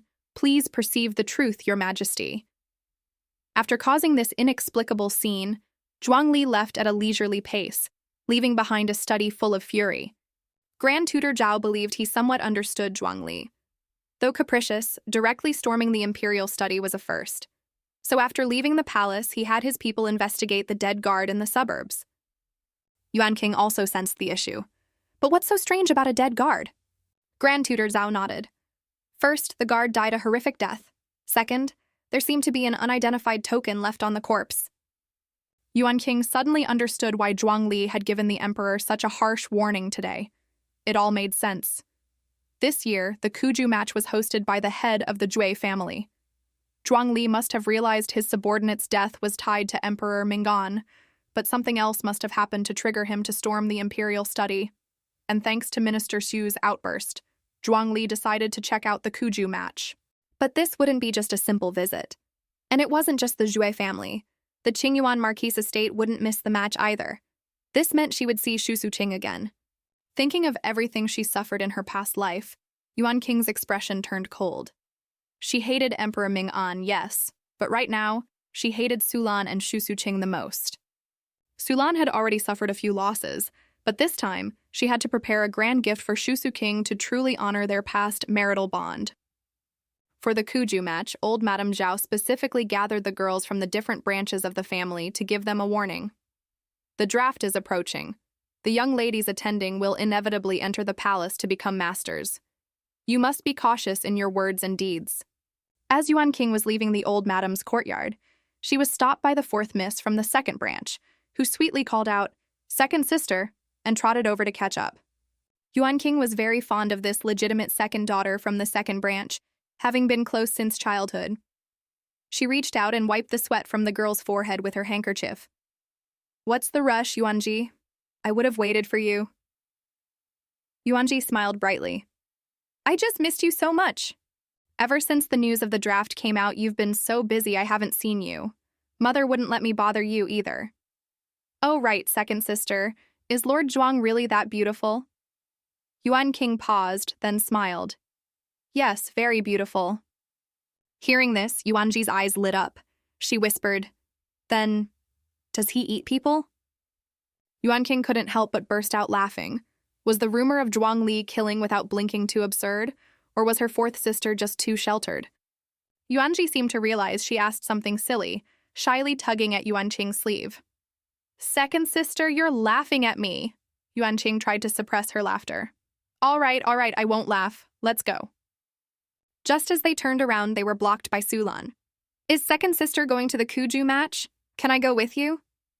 Seeing the smile on Sulan's face, Yuan King thought, she's suffered so many losses, yet she's still coming back for more. What wicked plan is she cooking up now? Facing Sulan's request to accompany her, Yuan King bluntly refused. No. Sulan realized Yuan King had truly changed. She needed to switch tactics. But without figuring out Yuan King's new style, and in front of onlookers, she fell back on pretending to be weak and pitiful. "Is second sister still mad at me? I was in the wrong last time. I apologize to you. Please, for the sake of our sisterhood, don't be mad at me anymore." Yuan King had no intention of keeping up the fake sisterly act. She coldly pulled her hand away. "What nonsense are you talking about? Since when did we have any sisterhood? The swelling goes down and you forget the pain? How many times do you need to learn what bringing shame upon yourself means?" Sulan was burning with rage, but she maintained her pitiful facade. Seeing this, Yuan King ignored her and said outright, "Don't you just want to know who I'm meeting? I'm meeting Zhuang Li. If you dare to try anything, be my guest." With that, she pulled Yuanji and walked right past her. Sulan squatted on the spot, her heart consumed by resentment and jealousy. Zhao Yuan King already has so much. Why is even a dead eunuch like Zhuang Li taking her side? Suddenly, a surge of confidence hit her. It was just because no one had done for Zhuang Li what Yuan King did, which made him look at her differently. Whatever Yuan Qing could do, Sulan believed she could do too. The day of the Kuju match arrived. Early in the morning, Yuan King's maid dragged her out of bed to get ready. The maid reported, "Lord Zhuang is already waiting at the gate." Yuan King was astonished. "He came personally?" Sanian nodded. "Yes, the servants just came to report. They invited Lord Zhuang in, but he said he'd wait at the gate. Miss, you didn't see it. The messenger's face was completely pale." Yuan King felt a bit of sympathy for her household staff. It was hard on them. She urged the maids to hurry, just putting something together quickly so as not to keep him waiting. Zhuang Li personally coming to the Zhao estate to pick her up gave Yuan King immense face. While Zhuang Li was sipping tea and waiting inside his carriage, a cloyingly sweet female voice came from outside. "Is Lord Zhuang in the carriage?" Thinking of Zhuang Li's power, Sulan decided to risk it all. So what if he was a eunuch? If she could get his help, why would she fear Zhao Yuan King? If Zhuang Li could help Emperor Mingan ascend the throne, couldn't he also make her the empress? Because Zhuang Li was being nice to Yuan King, Sulan subconsciously forgot all the terrifying rumors about him. The guard standing in front of the carriage blocked Sulan. "Idle personnel are not to approach." Sulan looked at the guards coquettishly. "I am the third miss of the Zhao family. Is Lord Zhuang in the carriage?" Zhuang Li had no interest in Sulan, but thinking of Yuan King, he wanted to see what Sulan was trying to pull. He lifted the curtain and asked, "What business does the third miss of the Zhao family have?" Seeing Zhuang Li show his face, Sulan was overjoyed. She quickly curtsied. "I have long admired your lordship's great name and hold you in deep respect. Hearing that you were here, I took the liberty of disturbing your peace." Zhuang Li gave a soft, "Oh," and said, "Admiring my ruthlessness? Hearing about my treacherous nature, you came like a child to seek guidance?" Sulan's smile stiffened. Dreaming of wealth and glory, she bit the bullet and replied, Your lordship jests. That's just malicious gossip from jealous people. I know your lordship is absolutely not like that. Zhuangli flashed a wicked smile. No, you're wrong. That's exactly what I am like. Although you aren't as pretty as your sister, you're passable. Peeled, you'd make a decent human skin lantern, just good enough to hang at the gates of my eastern depot. Sulan stared at Zhuangli in disbelief. Was he joking? But the terrifying rumors she had subconsciously ignored suddenly flooded her mind. She was terrified. As if that wasn't enough, Zhuangli continued. To make a good human skin lantern, the key is skinning the person while they are still alive. That keeps the skin taut and lifelike. Oh, right. To keep the person from passing out halfway, you have to sprinkle salt on the wound while skinning. If you get a skilled master, they work fast. They can peel the whole skin off in about an hour. Since the third miss is so sincere, I naturally must fulfill your wish. Men, take the third miss away. Remember to be quick about it. We don't want the third miss to suffer too much. The guards immediately responded, grabbing Sulan. Sulan had wanted to gamble that Zhuangli wouldn't kill her for no reason at the Zhao estate's gate. But now she panicked. Unable to maintain her noble lady facade, she screamed for help. Let me go! I won't go! Somebody save me! Yuan King walked out just in time to see Sulan struggling like a madwoman in the grip of two guards. A highly absurd thought popped into her head. Is Sulan actually stupid enough to provoke Zhuangli on purpose? Out of the corner of his eye, Zhuangli saw Yuan King emerge. He called out, Second Miss Zhao, you aren't as sincere as your third sister. She volunteered to become a human skin lantern at the gates of my eastern depot. For a moment, Yuan King didn't know whether to comment on Sulan's fearless ignorance or Zhuangli's twisted sense of humor. Sulan noticed Yuan King and immediately begged for help. She assumed that no matter how much Yuan King disliked her, she wouldn't disregard the Zhao family's reputation. Seeing this, Zhuangli smiled and asked, Does second Miss Zhao want to save her? Yuan King stepped forward and curtsied. Apologies for keeping your lordship waiting. I am ready. We can depart immediately.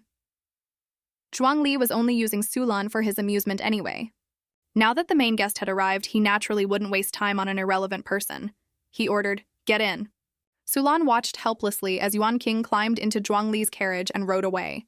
Intense hatred erupted in her eyes.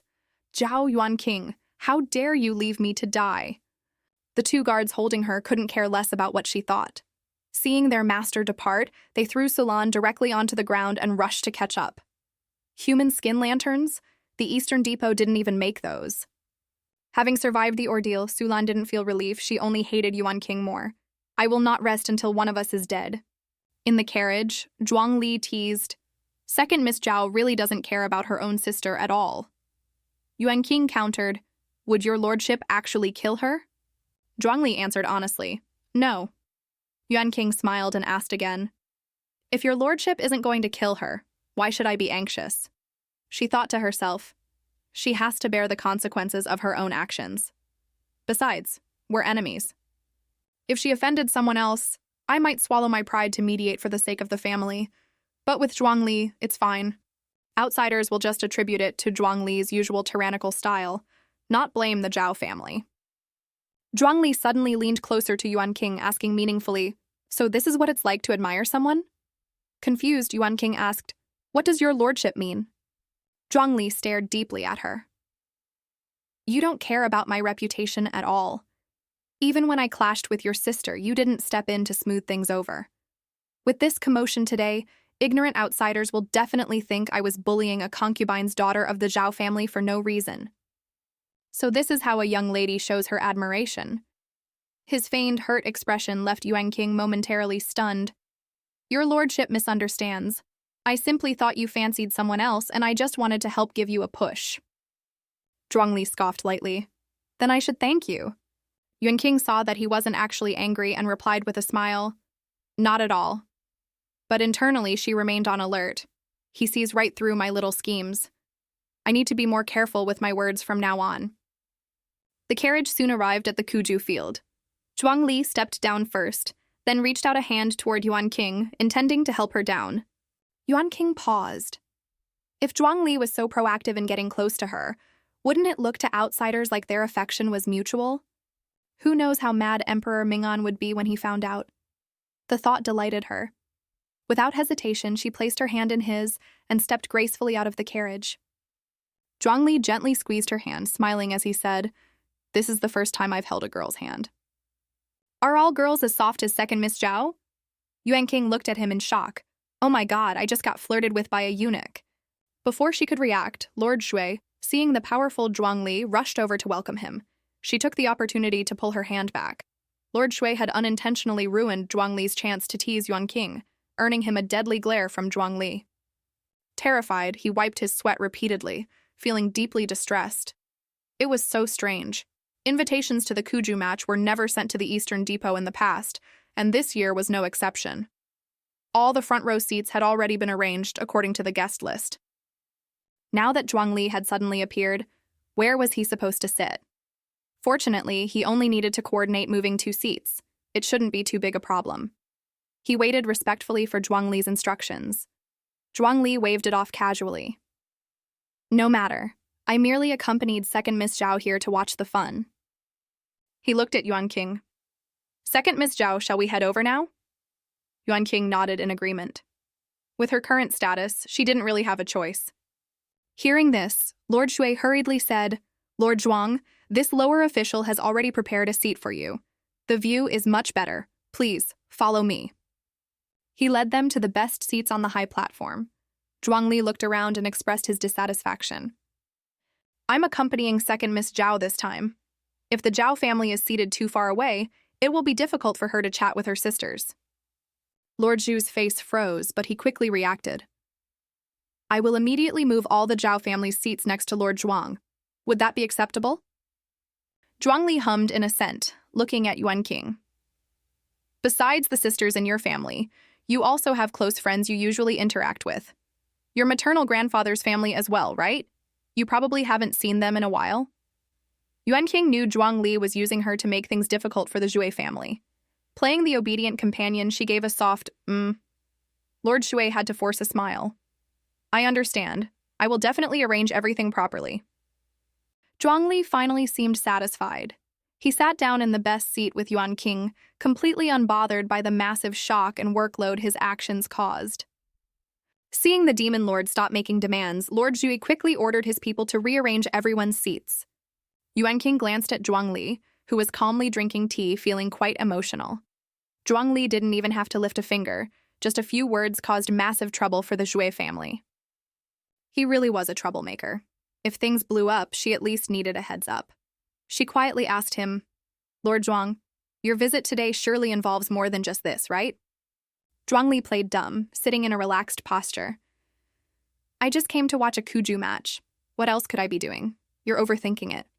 Yuan King sneered inwardly. "I believe you. Not. You bad seed." But she tried again. "I just worry that I won't be able to play my part well in whatever scene you have planned next." Zhuangli didn't budge. "No matter. I trust our mutual understanding. Besides, some things lose their fun if you know about them beforehand." Realizing she wasn't going to get anything out of him, Yuan King tactfully stopped asking. People were gradually arriving. Although Yuan Qing and Fu Leli had completely fallen out in private, on the surface, everyone still thought they were best friends. Thus, the Fu family's seats were placed exceptionally close to the front. Yuan King had to admire her sister's thick skin. Like a piece of chewing gum stuck to a shoe, she shamelessly tagged along. Leli looked at Yuan King with hatred and jealousy. She blamed Yuan King for ruining her chance to enter the palace, while Yuan King herself was climbing the social ladder. The third miss of the Fu family, who also wanted to latch onto Zhuangli's power, whispered in Leili's ear, "Leili, everyone says Lord Zhuang is terrifying, but looking at him now, he's nothing much. I think he treats Yuan King quite well. With Lord Zhuang's backing, if Yuan King enters the palace later, her rise to power will be unstoppable." Leili took this to heart. She figured even if she couldn't climb Zhuangli's social ladder, ruining his impression of Yuan King would be a victory. So she took the lead and walked toward Yuan King. Zhuangli had sensed the malice early on. With a gloating tone, he warned Yuan King, "Your good sister is here." Yuan King's gaze swept over, her heart completely calm. "Is your lordship here to watch the show or to cheer me on?" Zhuangli didn't deny it. He leaned lazily back in his chair. "Since second Miss Zhao admires me, I assume you wouldn't mind letting me watch some entertainment to stave off boredom. After all, the grand finale I have planned is best saved for last. Yuan King raised an eyebrow, so changing seats was just the appetizer. While they spoke, the Fu sisters approached, but before they could get close, they were stopped by Zhuangli's guards. Seeing Yuan King ignoring her, Lily secretly hated her, but kept a smile on her face. I am a daughter of the Fu family, a good friend of Miss Zhao inside. She waved at Yuan King. Yuan King, Yuan King. Yuan King didn't want to pretend to be besties with Lily anymore, but they hadn't formally fallen out, so she couldn't make it too obvious. She sighed softly, stood up, and said, Since your lordship wants to watch a show, I'll have to put one on. I just hope you don't find it boring. Zhuangli smiled brightly. Whatever second Miss Zhao performs, I will enjoy. Yuan King was really done with Zhuangli's twisted sense of humor. Even though she was smiling, Zhuangli didn't miss her fleeting eye roll. He couldn't help but reflect how cautious and meticulous she was the first time she met me, and now, in such a short time, she dares to roll her eyes at me. He stared at her back and asked Chen Mo, Tell me, am I too merciful? Without hesitation, Chen Mo answered, The commander is the most benevolent person there is. Zhuangli smiled and nodded. Indeed, I am too lenient. Their voices weren't low. Yuan King, who hadn't walked far, heard every word clearly. She truly witnessed what it meant to be shameless and invincible. When Lily saw Yuan King approach, she quickly yelled, Can you tell them to let us in? I haven't seen you in so long. I want to talk to you. Hearing this, Yuan King put on a troubled expression. They only follow Lord Zhuang's orders. I have no authority over them. Lily blurted out entitledly, Then just tell Lord Zhuang. Yuan King sneered internally. In the past, I really would have introduced you, but I'm not that stupid anymore. She looked even more troubled. How would I dare speak of such things to Lord Zhuang? Haven't you heard the rumors about him outside? Realizing Yuan King was intentionally messing with her, Lily scoffed, What's the big deal? And turned away with a dark expression. Seeing this, the third Miss Fu quickly tried to smooth things over. Lily has been unhappy because of that incident. Don't mind her, Yuan King. I'll go back now, too.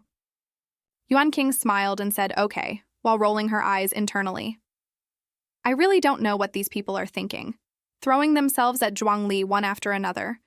We've clearly fallen out, yet they still expect me to use my influence to shield them from him. Are their brains broken, or do they think I'm the crazy one?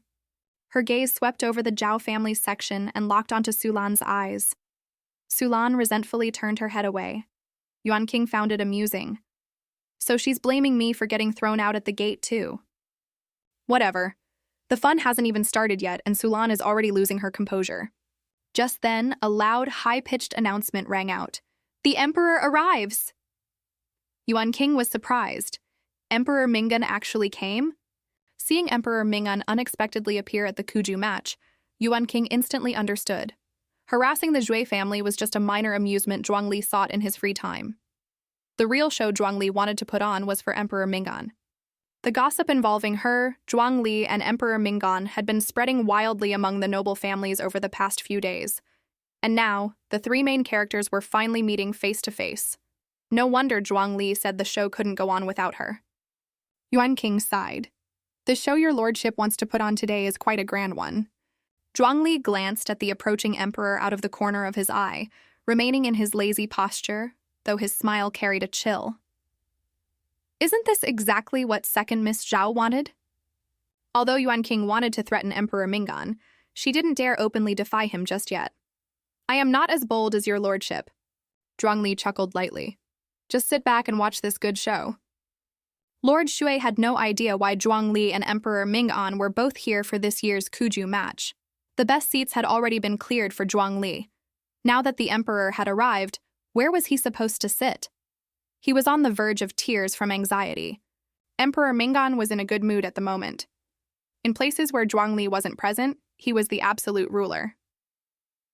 Rise, Minister Shui. I often joined the excitement of this Kuju match when I was a prince. Naturally, I had to come take a look this year. Pay me no mind. Be at ease. Lord Xi put on a stiff smile and quickly answered, Yes. Then he tentatively asked, Your Majesty, Lord Zhuang is also here today. Should I inform him? The emperor's smile visibly vanished, but he quickly recovered. Lord Zhuang is here too? No need to inform him. I will go find him myself. He knew Zhuang Li's personality too well. If he was informed, he would just grunt in acknowledgement and remain in his seat. Emperor Mingguan didn't want to lose that kind of face in front of everyone. Seeing that the emperor didn't look visibly angry, Lord Jue wiped his cold sweat and quickly led the way. As Emperor Mingguan approached, everyone along the path knelt in greeting.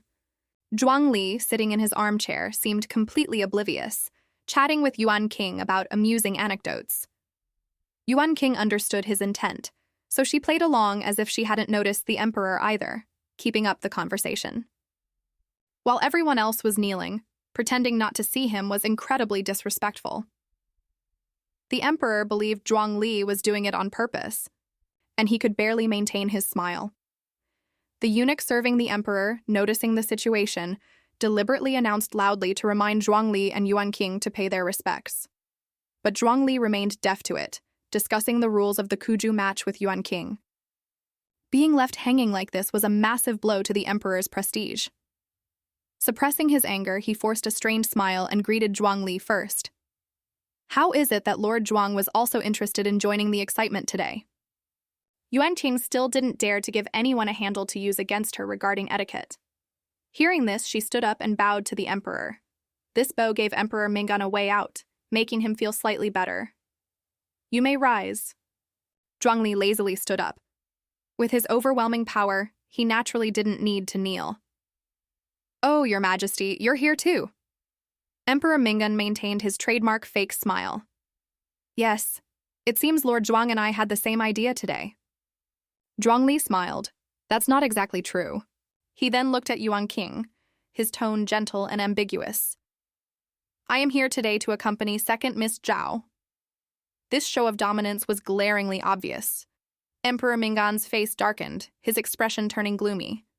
Suddenly being put in the spotlight, Yuan King neither responded nor denied it. She just maintained a proper smile, but internally, she marked down a grudge against Zhuang Li. I know you want to piss off Emperor Mingguan, but you don't have to draw all the aggro to me.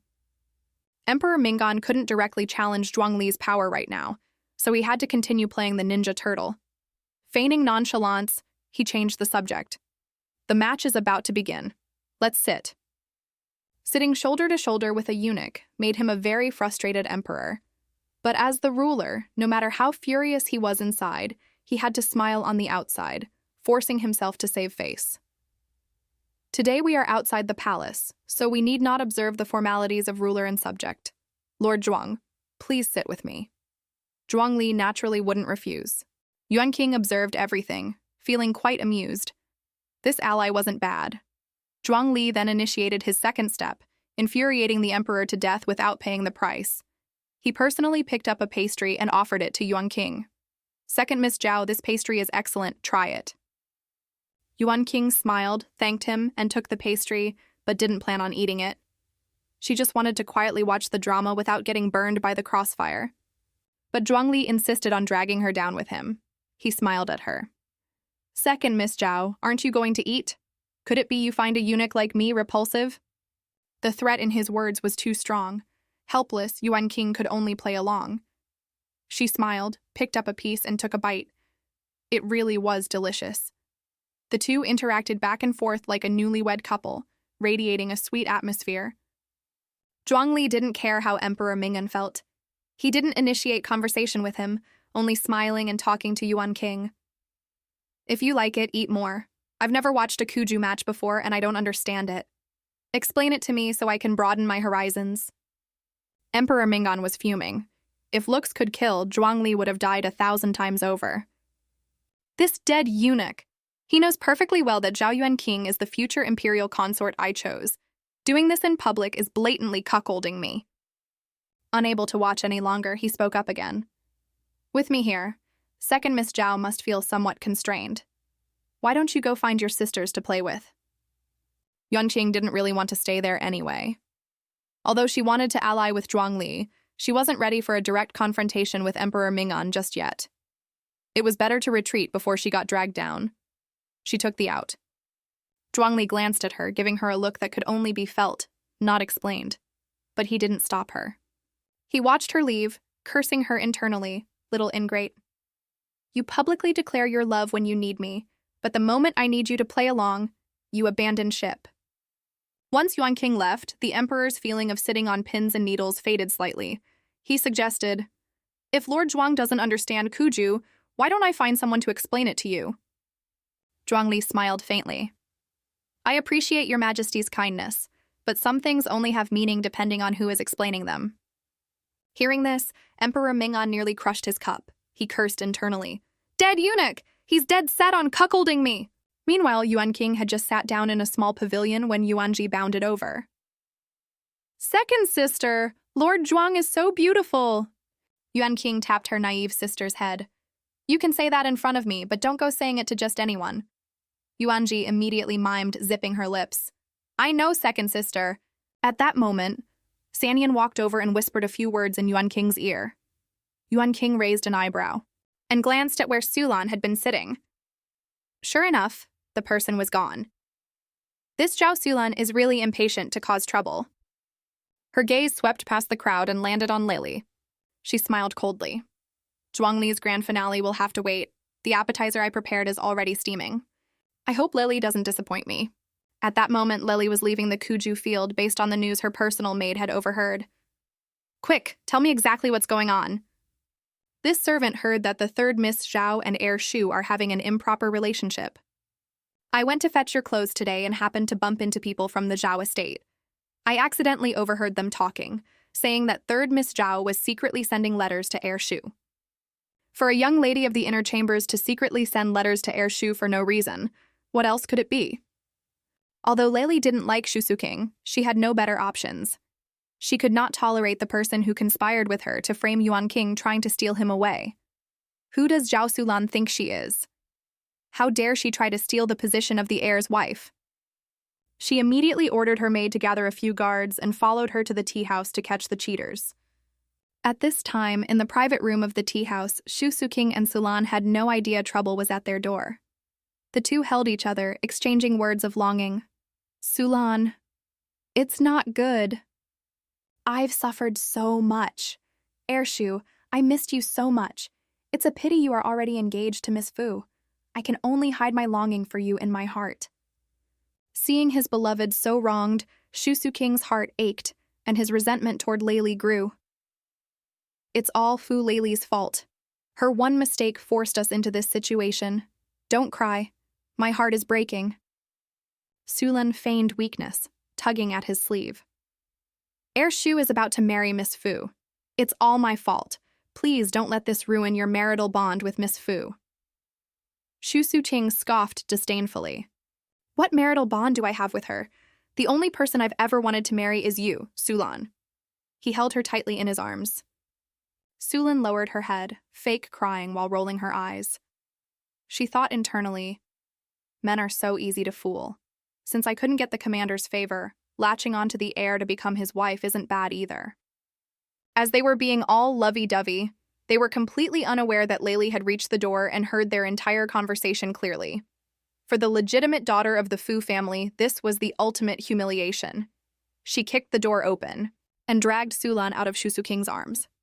Then, with a swing of her arm, she delivered a vicious slap across Sulan's face. "You slut!" It all happened too fast.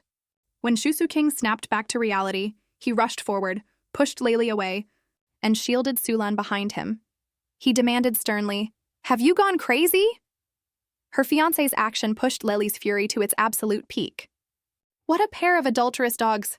Do you think I'm easy to bully?" She immediately summoned the two guards. "Tie them both up, men and women alike. Today I'm going to teach them exactly what propriety, justice, integrity, and shame mean." Shu Qing, completely oblivious to his precarious situation, dared to threaten Lily. "Let me go, Fu Lily. I am a guard of the Qingyuan Marquis estate. I'm warning you, if you dare harm Sulan, I will never let you step foot into our estate." Lily laughed out of pure anger. "You think I'm dying to marry into your Marquis estate? Today you two have wronged me. Whatever I do, you will endure it." She then ordered the guards, "Strip off all their clothes, tie them together with rope and throw them out on the street. Aren't you two true love? I'm granting your wish. I'll let you be together." Sulan screamed in terror, but she had no power to resist. In moments, her outer garments were stripped away. Seeing his beloved girl stripped of her clothes, Shu Su-king's eyes nearly popped out of his head. He struggled and screamed, "Let go!" The third Miss Fu arrived just then. Seeing the scene, she turned pale with fright. If this kept escalating, it would be a massive scandal. Tearing off the veil of decency would be bad for both families. The third Miss Fu decisively turned back to find Yuan King. She figured Sulan was from the Zhao family, and only someone with authority from the Zhao family could stop this. Hearing her plea, Yuan King feigned shock. What? Zhao Sulan and Herr Shu are having an improper relationship? In reality, she knew far more details than the third Miss Fu did. After all, the rumors had been spread by her own people. The fact that they were caught so effectively today was all her doing. Unaware of this, the third Miss Fu urged anxiously, "Yes, Lily has a hot temper and is always reckless.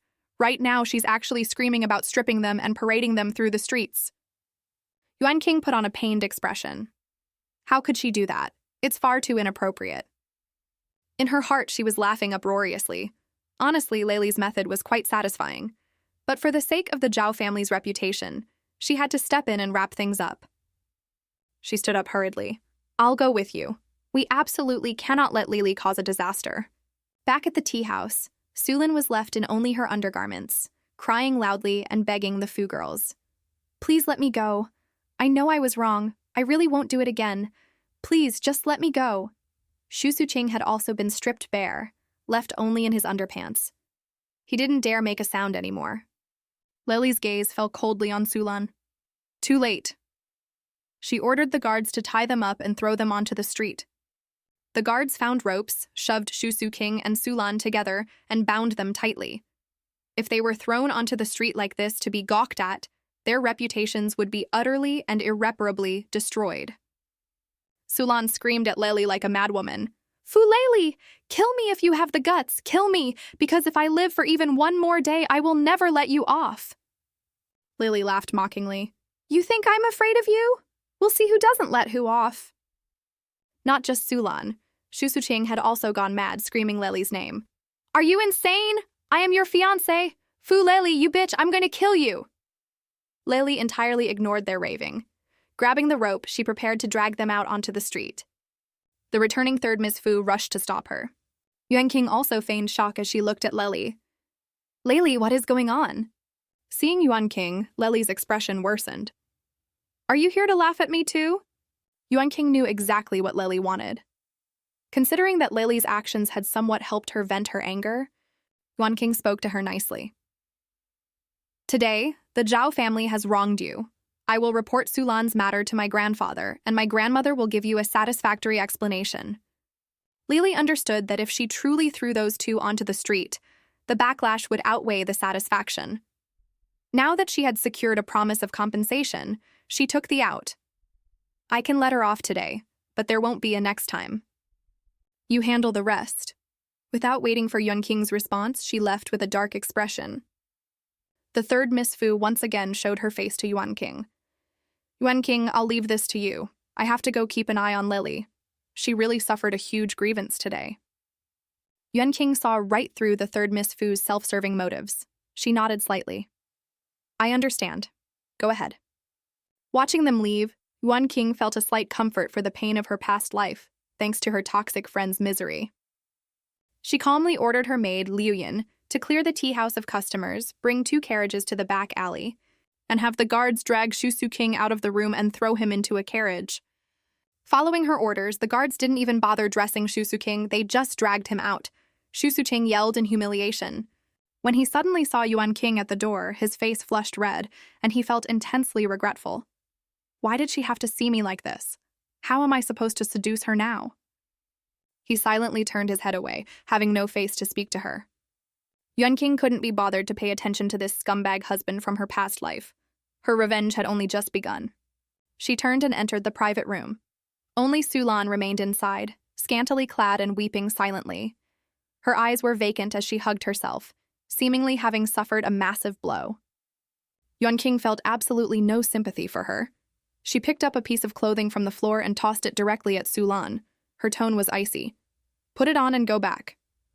Hearing Yuan King's voice, Sulan looked up and demanded through tears, Why? Why didn't you come sooner? Yuan King laughed. What do you think our relationship is? Saving you from public humiliation was the absolute limit of my tolerance. Sulan refused to accept it, blaming everything on Yuan King. You ruined me! She lunged forward, trying to pull Yuan King's hair. Yuan King dodged easily, coldly watching her fall flat on her face. You ruined yourself. Look out for yourself from now on. She wasn't going to stick around and let Sulan vent her emotions on her. Feeling liberated, she turned and left. Watching Yuan King's retreating back, Sulan wailed in despair.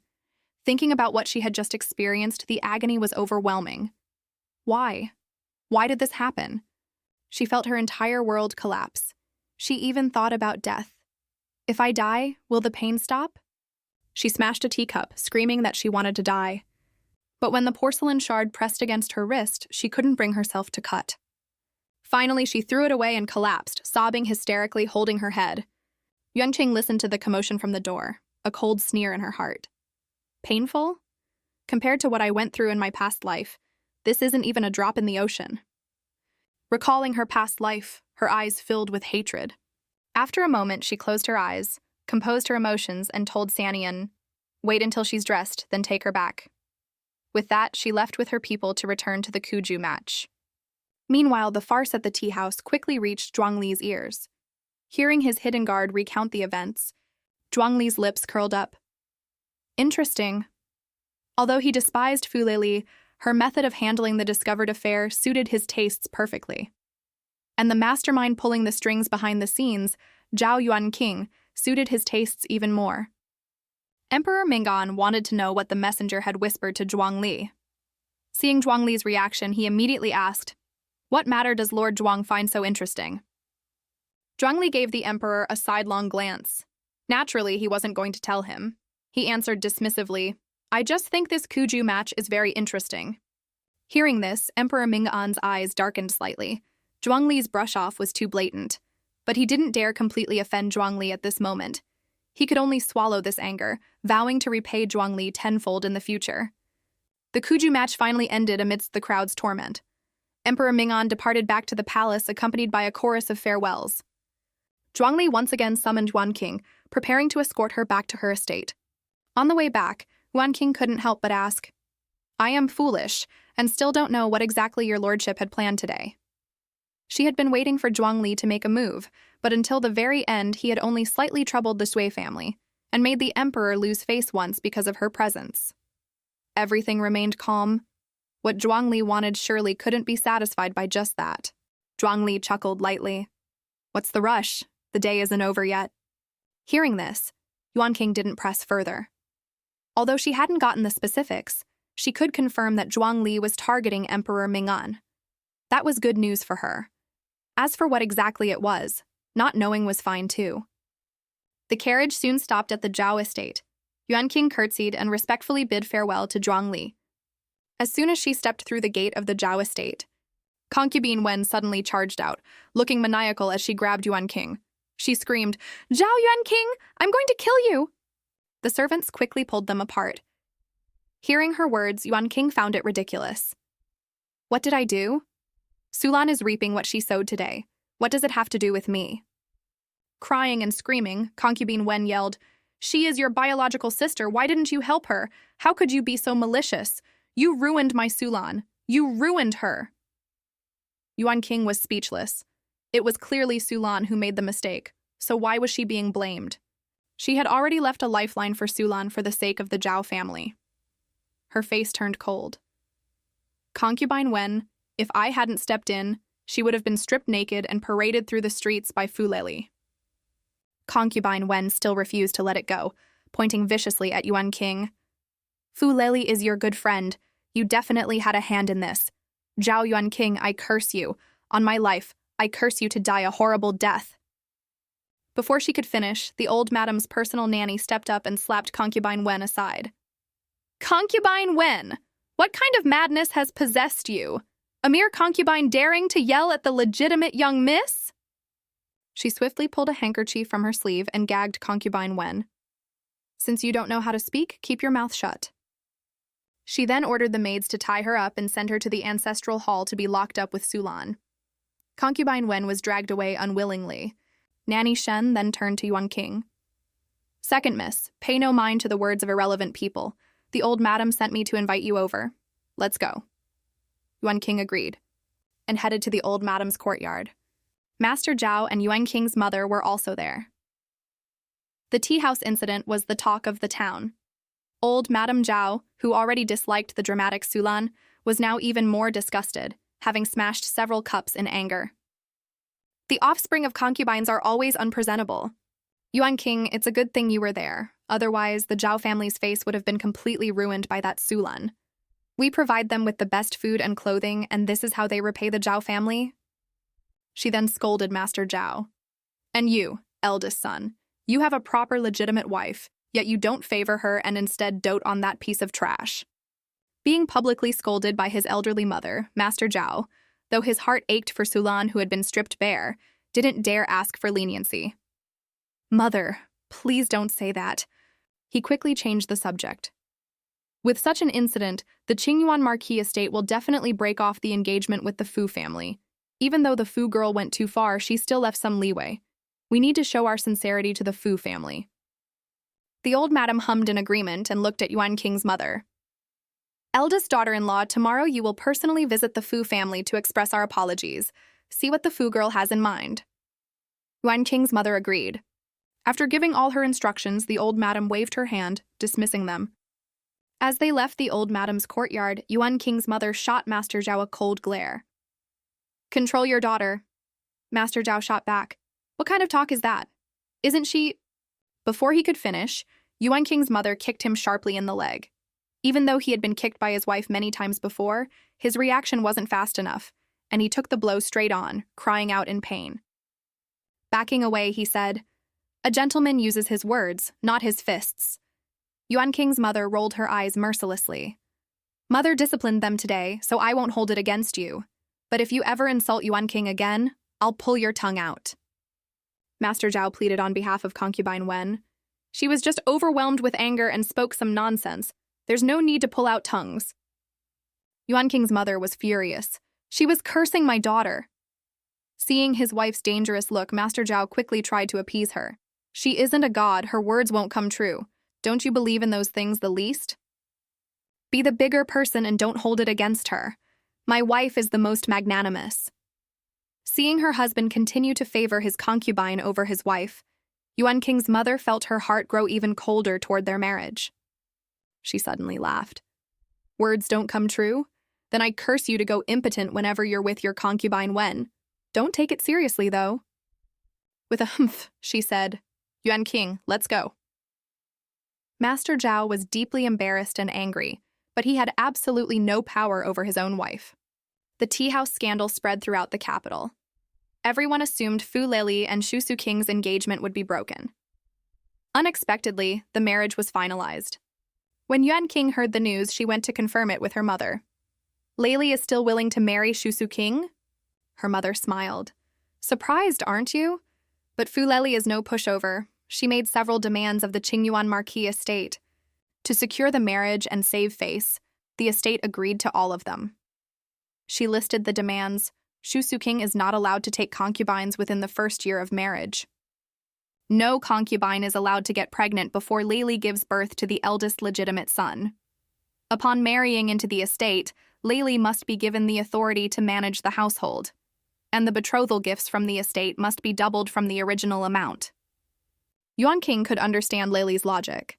If she didn't marry Shu Su King, it would be very difficult for her to marry higher. The position of the Qingyuan Marquis heir's wife was the highest status she could reach. Yuan King's mother suddenly changed the subject. "Speaking of which, it makes me angry. When I went to apologize, Lili demanded a promise from the Zhao family to be cashed in later. Isn't she just trying to keep the Zhao family tied to her?" Yuan King smiled and comforted her mother. "Let her be. Lili is scheming. A promise from the Zhao family is her backup plan. However, I doubt this promise of hers will stay hidden for long. Mother, you don't need to worry about it. She can't cause any major waves. Right now, the most important thing is the palace draft." A few days later, the draft officially began. Candidates from all over arrived in the capital. They would stay in the palace for a period to learn the rules before being presented to Emperor Ming-an on the final selection day. Yuanqing was also there. Although her stunt with Zhuangli meant it was 99% certain the emperor would pass on her, and this was just a formality, her mother was still deeply worried. What if the emperor went crazy and chose her daughter? Yuanqing hugged her mother gently. "Don't worry, mother. I'll be back in a few days to keep you company." As the time to enter the palace approached, her mother reluctantly let go, her eyes full of worry, reminding Yuanqing to be careful. Yuanqing agreed, but she felt no fear. This time she was walking a completely different path from her past life. In this life, she would absolutely control her own destiny. Entering the palace gates, the nanny in charge of the draft lectured the candidates on the rules. Her words carried a sting, and she glared pointedly at Yuanqing. "The first thing this nanny must teach you little masters is to speak and act cautiously. This is not the outside world. Whatever habits you had outside must be changed starting today." Yuanqing completely ignored the nanny's glare, letting the words go in one ear and out the other. Nanny Li, who had been lecturing enthusiastically, suddenly changed her tone.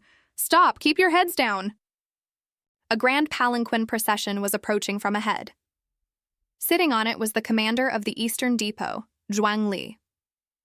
Borne by over a dozen eunuchs, the procession rivaled that of the emperor. Nanny Li quickly led the candidates to the side to make way. The candidates, unfamiliar with palace dynamics, were curious. Seeing such a handsome and high-ranking noble filled them with admiration. Terrified that they might offend Zhuang Li, Nanny Li lowered her voice and hissed, "Shut up! Watch your manners!" The candidates immediately fell silent, but they couldn't help stealing glances out of the corner of their eyes. Yuanqing kept her head down, trying hard to be invisible. But unexpectedly, just as the procession was about to pass them, Zhuang Li suddenly raised a hand to stop. Yuanqing's heart skipped a beat. What is he doing? A second later, Zhuang Li's teasing voice rang in her ears. "Second Miss Zhao, what a coincidence." With Zhuang Li addressing her directly, Yuanqing had no choice but to curtsy. "Greetings, Lord Zhuang." Zhuang Li put on a thoughtful expression. "A draft candidate? Second Miss Zhao, why are you among the candidates?" "Miss, this is quite unkind of you. You previously said you favored me, yet here you are at the draft. Could it be you despise me because I am a eunuch?" Feeling the strange looks from the other candidates, Yuanqing sighed internally. Why is it so hard to just lay low? She looked up at Zhuang Li and asked with a smile, "Does your lordship wish to marry me then?" Zhuang Li clicked his tongue. What a sharp tongue. He didn't continue the topic. Glancing at the palace road, he said, "Second Miss Zhao is delicately raised, and the road to the Kishu Palace is quite long. Well then, since I've already reached the palace gates, I'll have them carry you the rest of the way lest you hurt your feet." He stepped down from the palanquin and leaned in to whisper in her ear, "If you want to team up against that person, you'd better not reject my good intentions." Hearing this, Yuanqing felt much more confident in causing trouble. Zhuang Li's actions were a public declaration of their alliance. She gladly accepted his offer. "Then I will respectfully accept. Thank you, Lord Zhuang." Zhuang Li, pleased with Yuanqing's unpretentious attitude, said, "See you later," and left 4 eunuchs behind to carry the palanquin, before departing with the rest of his entourage. Only after Zhuang Li was gone did Nanny Li dare to breathe. "Let's keep moving." Yuanqing knew Zhuang Li did this on purpose. This move would likely infuriate Emperor Ming-an so much he wouldn't sleep tonight. The walk from the palace gates to the Kishu Palace was long. This would definitely save her some effort. She walked over to the palanquin and was about to sit down when Nanny Li immediately stopped her. "Noble Lady Zhao, the palace has its rules. Please walk with the rest of us." Yuanqing wasn't going to indulge her. She retorted, "Why didn't Nanny Li object to Lord Zhuang?" Nanny Li choked. She wouldn't dare cross the powerful, capricious Zhuang Li. But remembering the emperor's instructions, she gathered her courage. "Noble Lady Zhao, this is the imperial palace. Before a rank is bestowed, you are exactly the same as everyone else here, just a lowly candidate." Yuanqing laughed. "Nanny Li, I'm not some clueless little girl. Don't lecture me about rules. If you didn't dare offend Lord Zhuang, neither do I. If you can convince Lord Zhuang, I'll naturally walk." Honestly, sitting in this chair feels like sitting on pins and needles. Despite saying it felt like pins and needles, She sat down without a second of hesitation. The look of comfort on her face was unmistakable. Then she looked at Nanny Lee with a faux helpless expression.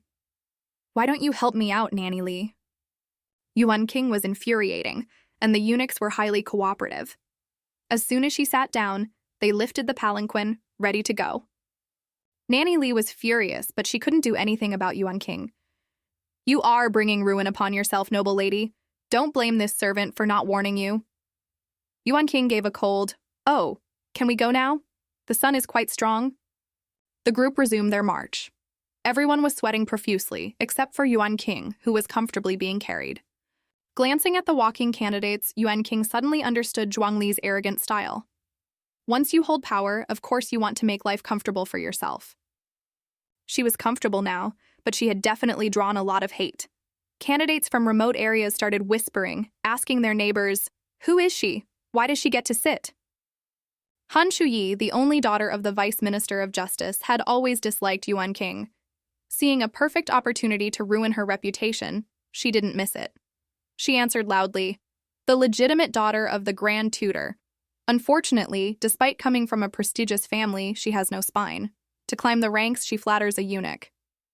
It's a pity Grand Tutor Zhao's proud legacy and the Zhao family's heroic reputation are completely ruined by her."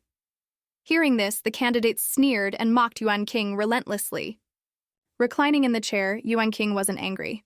She simply asked with a smile, "Miss Han, are you tired?" The arrogant Han Shuyi shot her a cold glare. "What is that supposed to mean?" "It seems Miss Han isn't tired. Well, since you aren't tired, I'll ask again later." These people acted high and mighty, but in reality, they coveted Zhuang Li's power. It was just that Zhuang Li never gave them the chance to get close. It was a classic case of sour grapes. Han Shuyi had wanted the candidates to gang up on Yuan Qing, but exposing Yuan Qing's identity had the opposite effect. The candidates became wary, and the whispers died down.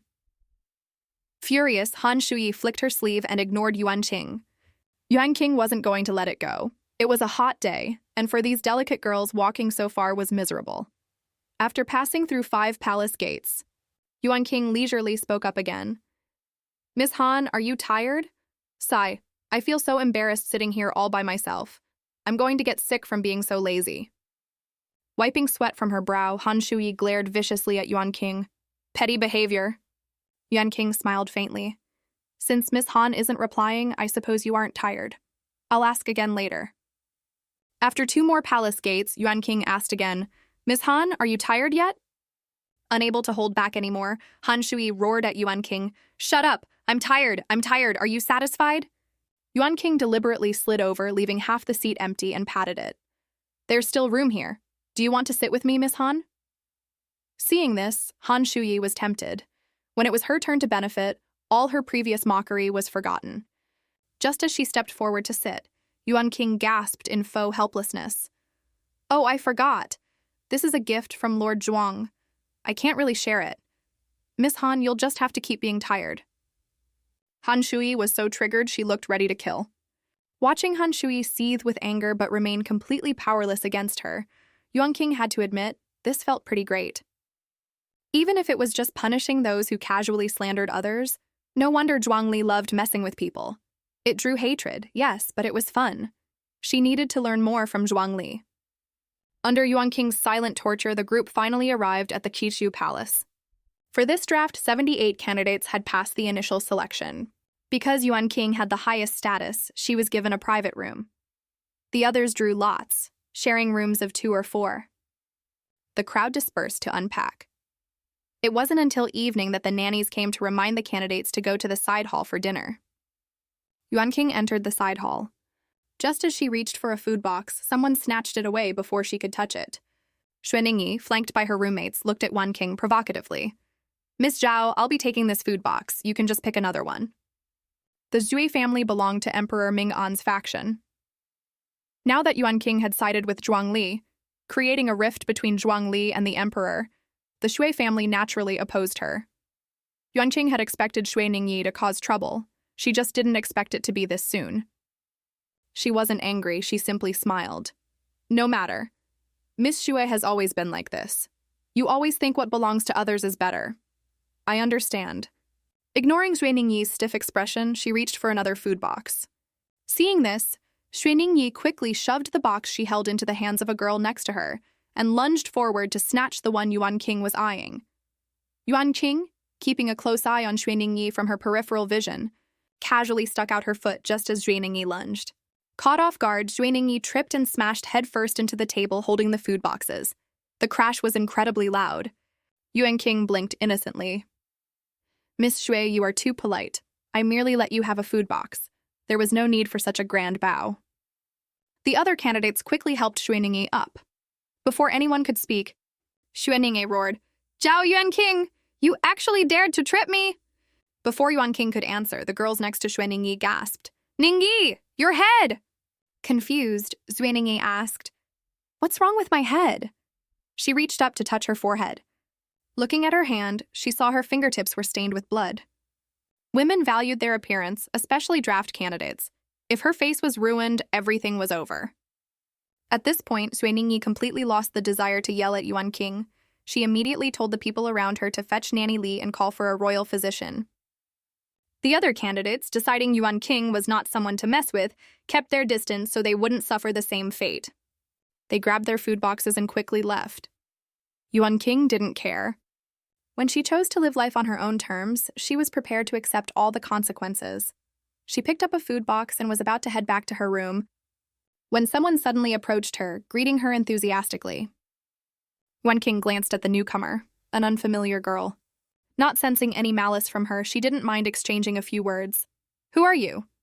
The girl smiled, her eyes curving like crescent moons. "I am Yun Wei. Miss Zhao, can I be your friend?"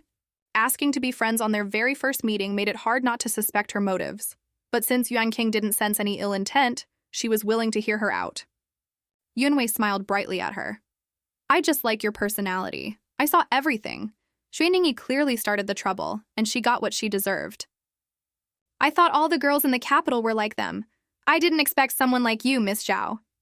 Hearing this, Yuan King's guard dropped a bit further. She followed up. "Like them? Like what?" Yun Wei answered bluntly, "Pretentious and annoying. If you like something, you like it. If you don't, you don't. Han Shuyi clearly just dislikes you, but she had to drag proud legacy into it. And Xue Ningyi was perfectly fine, but she suddenly came over to snatch your things, acting like everyone has to spoil her." Yuan King couldn't help but laugh. "Are all the girls from the border regions this straightforward?" Yun Wei asked curiously. "How did you know I'm from the border?" Looking at this unpretentious and cheerful girl, Yuan King smiled. "Your surname is Yun, and you clearly aren't from the capital. I recall there is a General Yun serving under the Marquis of Qiwei. General Yun's daughter is also participating in this draft." Yun Wei excitedly pointed at herself. "That's me. Miss Zhao, you're so smart." Yuan King was taken aback by Yun Wei's reaction. "Didn't you want to be friends? Just call me Yuan King." Yun Wei happily agreed. "Okay, Yuan King, can I eat dinner in your room with you?" She put on a pitiful expression. "I have bad luck and drew a 4-person room. They are so annoying. Anyway, I can't stand them and feel uncomfortable." Yuan King finally understood. Making friends was the excuse, crashing her private room was the real goal. But since the girl meant no harm, knew right from wrong, and didn't play mind games, having someone to talk to wasn't a bad idea. Yuan King agreed and took Yun Wei back to her room. Yun Wei had no bad intentions toward Yuan King and was quite a chatterbox. During just one meal, Yuan King heard many strange and fascinating tales from the border. As Yun Wei chatted happily, Yuan King listened, passing the time. The two got along remarkably well. The harmonious atmosphere was abruptly shattered when Nanny Li arrived with a group of people. "Noble Lady Zhao, Noble Lady Xue was injured, and she claims it has to do with you. Please come with me." Yuan King knew what was coming. Before she could answer, Yun Wei protectively stepped in front of her. It was clearly Xue Ningyi who caused trouble first. Seeing this, Nanny Li issued a warning. "Noble Lady Yun, do not meddle in other people's business. This is the Imperial Palace. Right and wrong will be decided by the proper authorities. I advise Noble Lady Yun to watch her words." Yun Wei wasn't having it. She snorted coldly. "I have to watch my words for telling the truth? When Xue Ningyi was intentionally causing trouble, regardless of right and wrong, and ran off to tattle, why didn't you tell her to watch her words? What, you think you can bully me because I'm from the border?" Yuan King couldn't help but laugh out loud. Being friends with this girl was definitely a good idea, but she didn't want Yunwei to get dragged into it. She stood up and patted Yunwei's hand. It's fine. I know what I'm doing. It's getting late. You should go rest. Tomorrow at dinner, you can finish the stories you were telling me. Yunwei was still worried, but Yuan King was perfectly calm. Let's go, Nanny Li. Upon entering the palace, candidates were taught etiquette by a designated gugu, senior palace maid, from the Shangyi Bureau. In addition, there was the managing nanny of the Chichu Palace and a special nanny dispatched by the Empress Dowager. These three jointly managed the candidates. These were the three women Yuan King was about to face. Zhuiningyi's wound wasn't large, just a minor superficial cut that would heal in a few days. But even so, she had a thick white bandage wrapped tightly around her forehead, ensuring everyone knew she was injured. As soon as Yuan King entered, Nanny Zheng, the one sent by the Empress Dowager, who was also Emperor Mingan's former wet nurse, launched her attack. Noble Lady Zhao, Noble Lady Shui has testified that you deliberately caused her injury. Do you confess or not? Yuan King replied simply and clearly, I do not. Hearing this, Zhuiningyi asked fiercely, It was obviously you who tripped me. Everyone saw it. Zhao Yuan King, do you not have the guts to admit what you did? Yuan King looked at her slowly. Then how do you explain snatching the food box, Miss Shui? Zhuiningyi naturally refused to admit it, arguing, Who snatched your food box? We clearly just wanted the same one, but I happened to be one step faster. Yuan King smiled, twisting the logic right back at her. I also just happened to be standing for a long time and moved my leg. Who would have thought that Miss Shui, who already had a food box, would suddenly lunge forward to grab another one? And you lunged so fast right into my foot. Miss Zhu, your fall actually hurt my foot.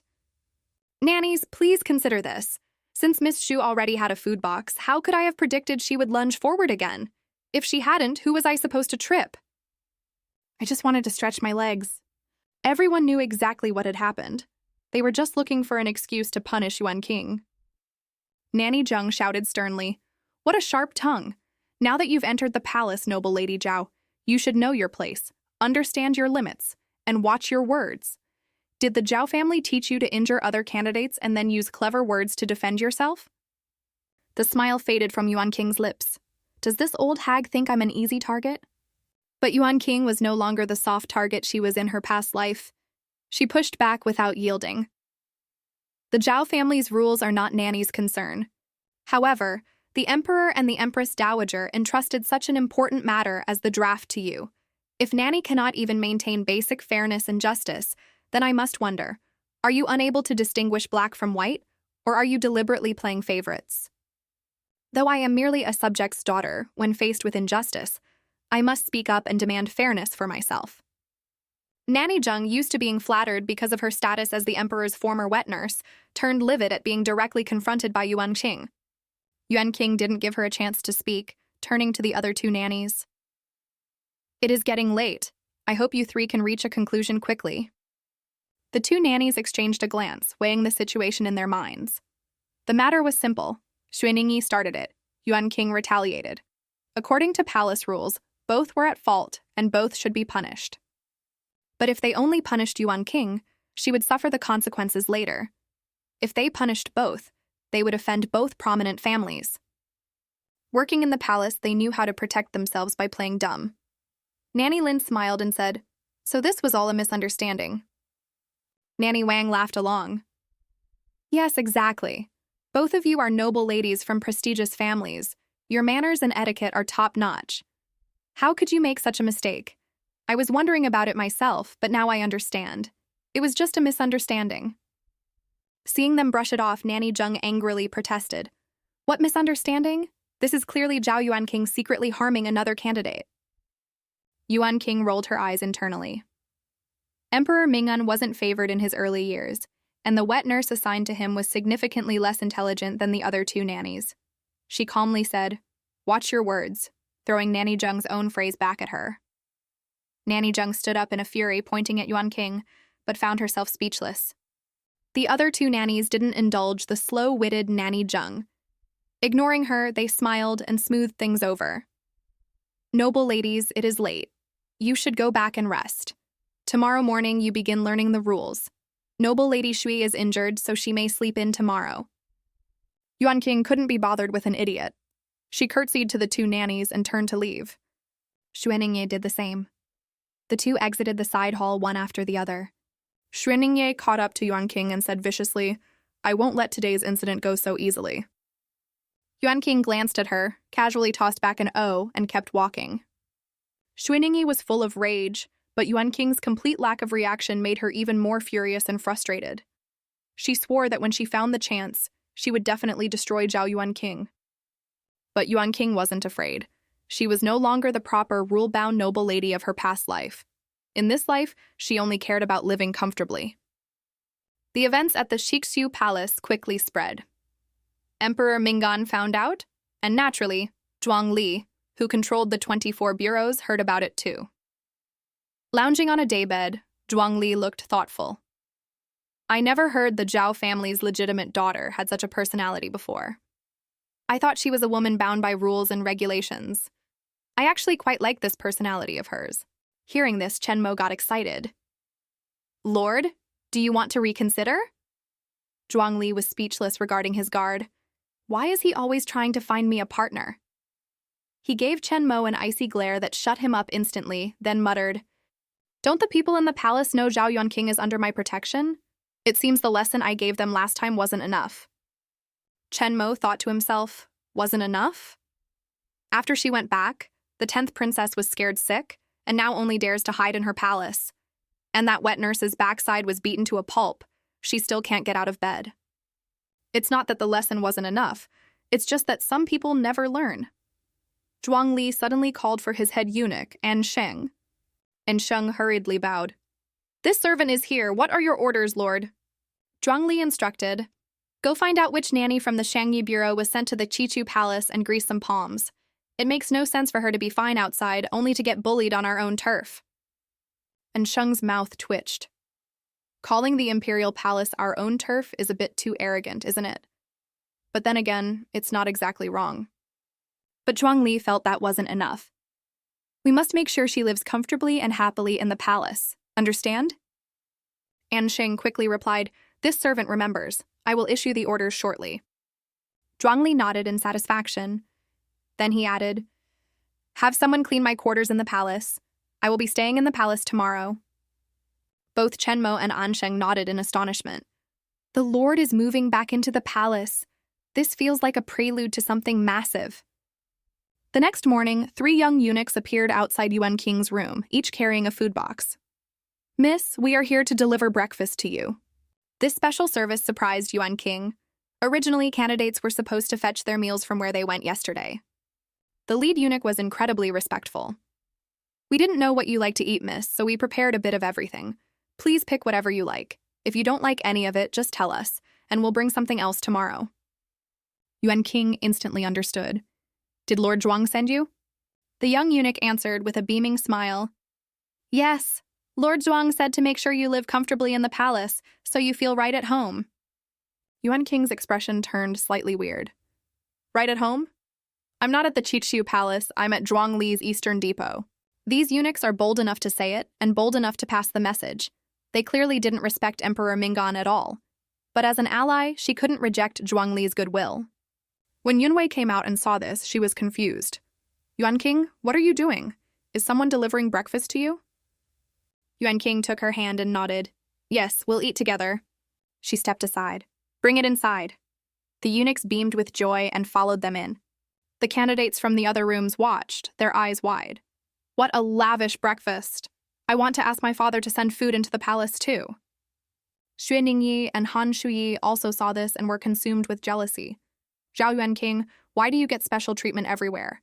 Just wait, I won't let you stay arrogant for long. Eating the exquisite breakfast that was even better than the Qichu Palace dinner, Yunwei couldn't contain her curiosity. This is so good. Yuan King, who exactly sent this? Was it the person who let you ride the palanquin yesterday? Yuan King didn't hide it. Yes, it was him. Yunwei frowned. I asked around yesterday. Lord Zhuang is the commander of the Eastern Depot. A lot of people are saying bad things about him. Yuan King smiled. He might not be a good person, but he isn't some unforgivably evil monster either. Yunwei shrugged indifferently. Whatever, good person, bad person, All I know is he got me some good food. Yuanqing grew even fonder of this straightforward, optimistic girl. After breakfast, the two went to the main hall of the Qichu Palace together. Here, the candidates would learn various skills, palace etiquette, and undergo tests of their talents. The first lesson today was palace etiquette, taught by Nanny Wang. This nanny was notoriously strict, dismissing the upbringing the girls received at home and demanding they learn everything her way. But having received Zhuang Li's encouragement that morning, her attitude toward Yuanqing was incredibly warm and maternal. Noble Lady Zhao, your etiquette is already perfect. There's no need for you to learn. If you're bored, you can just watch. If you get tired, go rest on the side. Yuanqing wondered, is this part of Zhuang Li's make her feel at home directive? And honestly, her family's training was imparted by nannies who came from the palace anyway. There really was no need to suffer through it again. Since she didn't have to suffer, she gladly thanked Nanny Wang and accepted the preferential treatment. Seeing this, the candidates started whispering. Who is she? You don't know? She's the Grand Tutor's daughter. She rode a palanquin to the Qichu Palace yesterday. I heard she has a very close relationship with the commander of the Eastern Depot, willing to degrade herself for small immediate benefits. It's best not to get too close to her in the future. Hearing these whispers, Yunwei wanted to speak up and defend Yuanqing, but Yuanqing stopped her. Since she was reaping the benefits, she didn't care about the gossip. Han Shuyi, full of jealousy and resentment, acted as the instigator. Nanny Wang, we are all candidates. Why doesn't she have to learn? Nanny Wang gave her a dismissive look. Are you telling me how to do my job? Han Shuyi immediately faltered. I am merely asking for your guidance, Nanny. Nanny Wang, completely unbothered by her own blatant favoritism, replied, I've served in the palace for decades.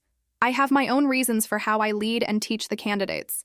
If you're dissatisfied, wait until the day you become a true phoenix ruling the inner palace.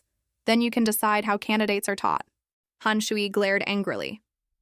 The Shangyi Bureau places the utmost importance on rules and etiquette. Is this nanny's standard for etiquette? Shui Ningyi chimed in to help. If you can't even maintain basic impartiality, what right do you have to teach us palace rules? Are you teaching us how to flatter the high and trample the low? Nanny Wang looked at Sui Ningyi and suddenly laughed. Flatter the high and trample the low? She walked straight up to Sui Ningyi and slapped her hard across the face. Such impudence! Zhui Ningyi clutched her stinging cheek, staring at Nanny Wang in disbelief. My father is the Minister of Personnel. My aunt is Consort Dowager Zhui. You actually dared to hit me? Nanny Wang didn't flinch. Why wouldn't I dare? You are a candidate, and I am the nanny instructing you in etiquette. In the palace, regardless of your background, put away your temper. Otherwise, this absolutely will not be the last slap. Unable to fathom where Nanny Wang's confidence came from, Shui Ningyi threatened.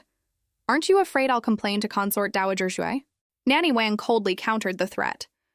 Whether you complain or not is none of my business. But if Noble Lady Zhui wants to see the Emperor, you have to get past me first. If Noble Lady Zhui feels my teaching is inadequate, I can have someone escort you out of the palace right now. That single sentence was like a bucket of ice water pouring over Shui Ningyi. If Nanny Wang truly kicked her out now, she would be disqualified from the draft. By then, even if her aunt, Consort Dowager Shui, wanted to pull strings for her, it would be too late. No matter how furious she was, Shui Ningyi smoothed her expression and curtsied properly to Nanny Wang. Thank you for your instruction, Gugu. Nanny Wang smiled. As long as Noble Lady Shui understands. It was as if their previous confrontation had never happened. Watching from the sidelines, Yuanqing couldn't help but think of Sulan. Wei Ningyi's reaction was exactly the same. Why do they think everyone has to play along with their fantasies? Finally hit a wall, didn't you? I hope Shui Ningyi truly understands now. A few hours later, the intense training ended. The exhausted candidates quickly paired up to head back to their rooms to rest. Sui Ningyi, still harboring a grudge from her humiliation earlier, saw how comfortable Yuanqing was and grew even angrier. She muttered viciously, a petty person getting her way. Yuanqing, who was just about to leave, stopped and turned to look. Seeing Yuanqing looking over, Sui Ningyi deliberately spoke sarcastically to the candidate next to her. Some people are so short-sighted. They think they've latched onto a golden nugget, but in the end, it's just a slave. Miss Zhao, I'm not talking about you. Please don't overthink it. Yuan King walked right up to Xue Ningyi and said coldly, "Pretentious and fake." Having shed the constraints of a proper noble lady, dealing with someone who was cursing her indirectly felt much smoother. Xue Ningyi hadn't realized the danger yet and continued with her veiled insults. "Well, I am just a vulgar person. I like being pretentious and fake. Unlike Miss Zhao, who is so noble and unyielding. We really couldn't learn that even if we tried." Yuan King returned the insult without using a single dirty word. "Yes, indeed, you couldn't learn it. Everyone wants to climb the ladder to the clouds, but not just anyone can step onto it. For example, Miss Xue, I don't think you can make it." Xue Ningyi immediately mocked back. "That also depends on whether the ladder to the clouds is real or fake." Yuan King smiled sweetly. "Then Miss Xue should keep her eyes peeled and not choose the wrong ladder. You wouldn't want to lose the wife in the army, ending up with nothing." Xue Ningyi smiled confidently. "That is exactly what I wanted to advise Miss Zhao." Hearing this, Yuan King raised her hand and brushed aside Xue Ningyi's hair. Smiling, she said, "I haven't been like Miss Xue, injuring my head the moment I entered the palace and getting punished by the gugu. Miss Xue should be careful. This head is the most important thing. If you fall and become an idiot, that would be a great sin on my part." When Yuan King brought up those two incidents, Xue Ningyi couldn't maintain her fake smile. "Don't be too smug. I have plenty of ways to deal with you." Yuan King dropped her smile too. She raised her hand. Xue Ningyi instinctively flinched. Yuan King warned her coldly, "You've tasted Nanny Wang's slap. Perhaps you'd like to see if someone else's slap tastes the same." "Xue Ningyi, this is my final warning. If you provoke me again, I won't just stand here trading sarcastic remarks with you." Angry at her own flinching, Xue Ningyi sneered, "At the end of the day, you're only this arrogant because Zhuang Li is backing you up. But what can a eunuch do? Marry you? In the future, I will be a respected imperial consort." Even if Yuan King married well, her status would never be higher than Xue Ningyi's. Just as she felt she had won back some ground, a somewhat shrill voice rang out. "Miss Zhu!" Everyone turned toward the source of the voice. And Sheng approached slowly, his face dark under everyone's gaze. "I heard from afar that Miss Xu seemed to mention our Lord Zhuang's name. What, does Miss Xu feel there is something inappropriate about how Lord Zhuang conducts his affairs?" Caught red-handed, Xue Ningyi turned pale. She was brave enough to talk behind his back, but she absolutely didn't dare say it to his face. Yuan King watched silently, looking forward to seeing how Ansheng of the Eastern Depot would deal with Xue Ningyi. Seeing her silence, Ansheng didn't let it go. He pressed further. "Is this question very difficult to answer, Miss Xiu? Or does Miss require an audience with Lord Zhuang to answer it?" Xue Ningyi quickly backed down, forcing a strained smile. "Eunuch An is joking. Lord Zhuang naturally handles his affairs perfectly. I was just joking with Yuan King." And Sheng wasn't going to let her brush it off so easily. "I had heard that the young ladies of the Zhui family were the most well-versed in etiquette, but seeing it today, the reputation exceeds the reality. If it is against palace rules for Lord Zhuang to privately meet with candidates, how can you say his affairs are handled perfectly?" Yuan King had a profound realization at that moment, like master, like servant. Does everyone from the Eastern Depot act this infuriatingly? Xue Ningyi was trembling with fear now. After all, saying he was perfect was wrong, and saying he wasn't perfect was also wrong. One bad answer, and she could be kicked out of the palace today. Seeing she was sufficiently terrified, Ansheng changed his expression, putting on a smile, and reminded her, "Miss Xu, since you are going to enter the palace to become a master, you should learn the rules a bit better. Otherwise, in this man-eating palace, Miss Xu will have a very hard time surviving." Xue Ningyi obediently lowered her head. "Thank you for the teaching, Eunuch An." Ansheng gave her a disdainful look, then addressed everyone at the Qishu Palace. "We're making this clear today. Miss Zhao is an honored guest of our Eastern Depot. If anyone makes our honored guest unhappy, don't blame the Eastern Depot for showing no mercy." Faced with this threat, the candidates lowered their heads in compliance. Some secretly resented Xue Ningyi's incompetence. She went out of her way to provoke Zhao Yuan King, and now she had dragged everyone else down with her. And Sheng then turned to Yuan King with a fawning, flattering expression, making the other candidates feel even more humiliated. Yuan Qing's feelings were complicated. Her relationship with Zhuang Li was, at most, one of mutual exploitation. Although Zhuang Li's actions brought her a lot of trouble, his protection was undeniable. What exactly was Zhuangli thinking? And Sheng escorted Yuan King all the way to the main hall of the 24 bureaus. Zhuangli was staying here while in the palace and was currently waiting for her inside. As Yuan King entered the main hall, she saw a table full of untouched food. Zhuangli sat in the seat of honor, holding a wine cup, taking a sip now and then. When he heard her footsteps, he looked up. "You're here. Palace clothes don't suit you." Yuan King was about to bow when she suddenly heard this comment. She looked bewildered. Why bring that up out of nowhere? Zhuangli didn't explain the sudden remark. He waved her over. Enough, skip the empty formalities. Yuan King felt his gesture was a bit like calling a puppy. But what could she do? He had the power. Pushing those weird thoughts down, she replied, "Yes," and sat beside him. Zhuangli smiled. "The Imperial Palace is pretty boring, isn't it? Our Eastern Depot is much more fun, right?" Yuan King looked up at him. Why is she feeling this weird vibe? Is he hinting that the Eastern Depot is better, meaning he is better? Thinking about it, she and Zhuangli didn't really have any personal ties, yet he had been helping her for a while now. Since they had no prior connection, he must want something. But her family background couldn't help Zhuangli at all. Did he want her? The more Yuan King analyzed it, the more likely this guess seemed. Honestly, it wasn't impossible. Are you sleepwalking? Zhuangli was amused by her spaced-out look, especially with her serious expression. What? Why? Yuan King blushed, finding it hard to speak. Even though she didn't mind the idea, she was still a young girl. She shouldn't be the one asking this.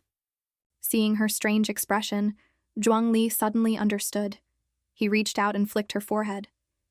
Didn't I tell you not to fill your head with inexplicable nonsense? Yuan King didn't want to keep agonizing over it. She just blurted it out.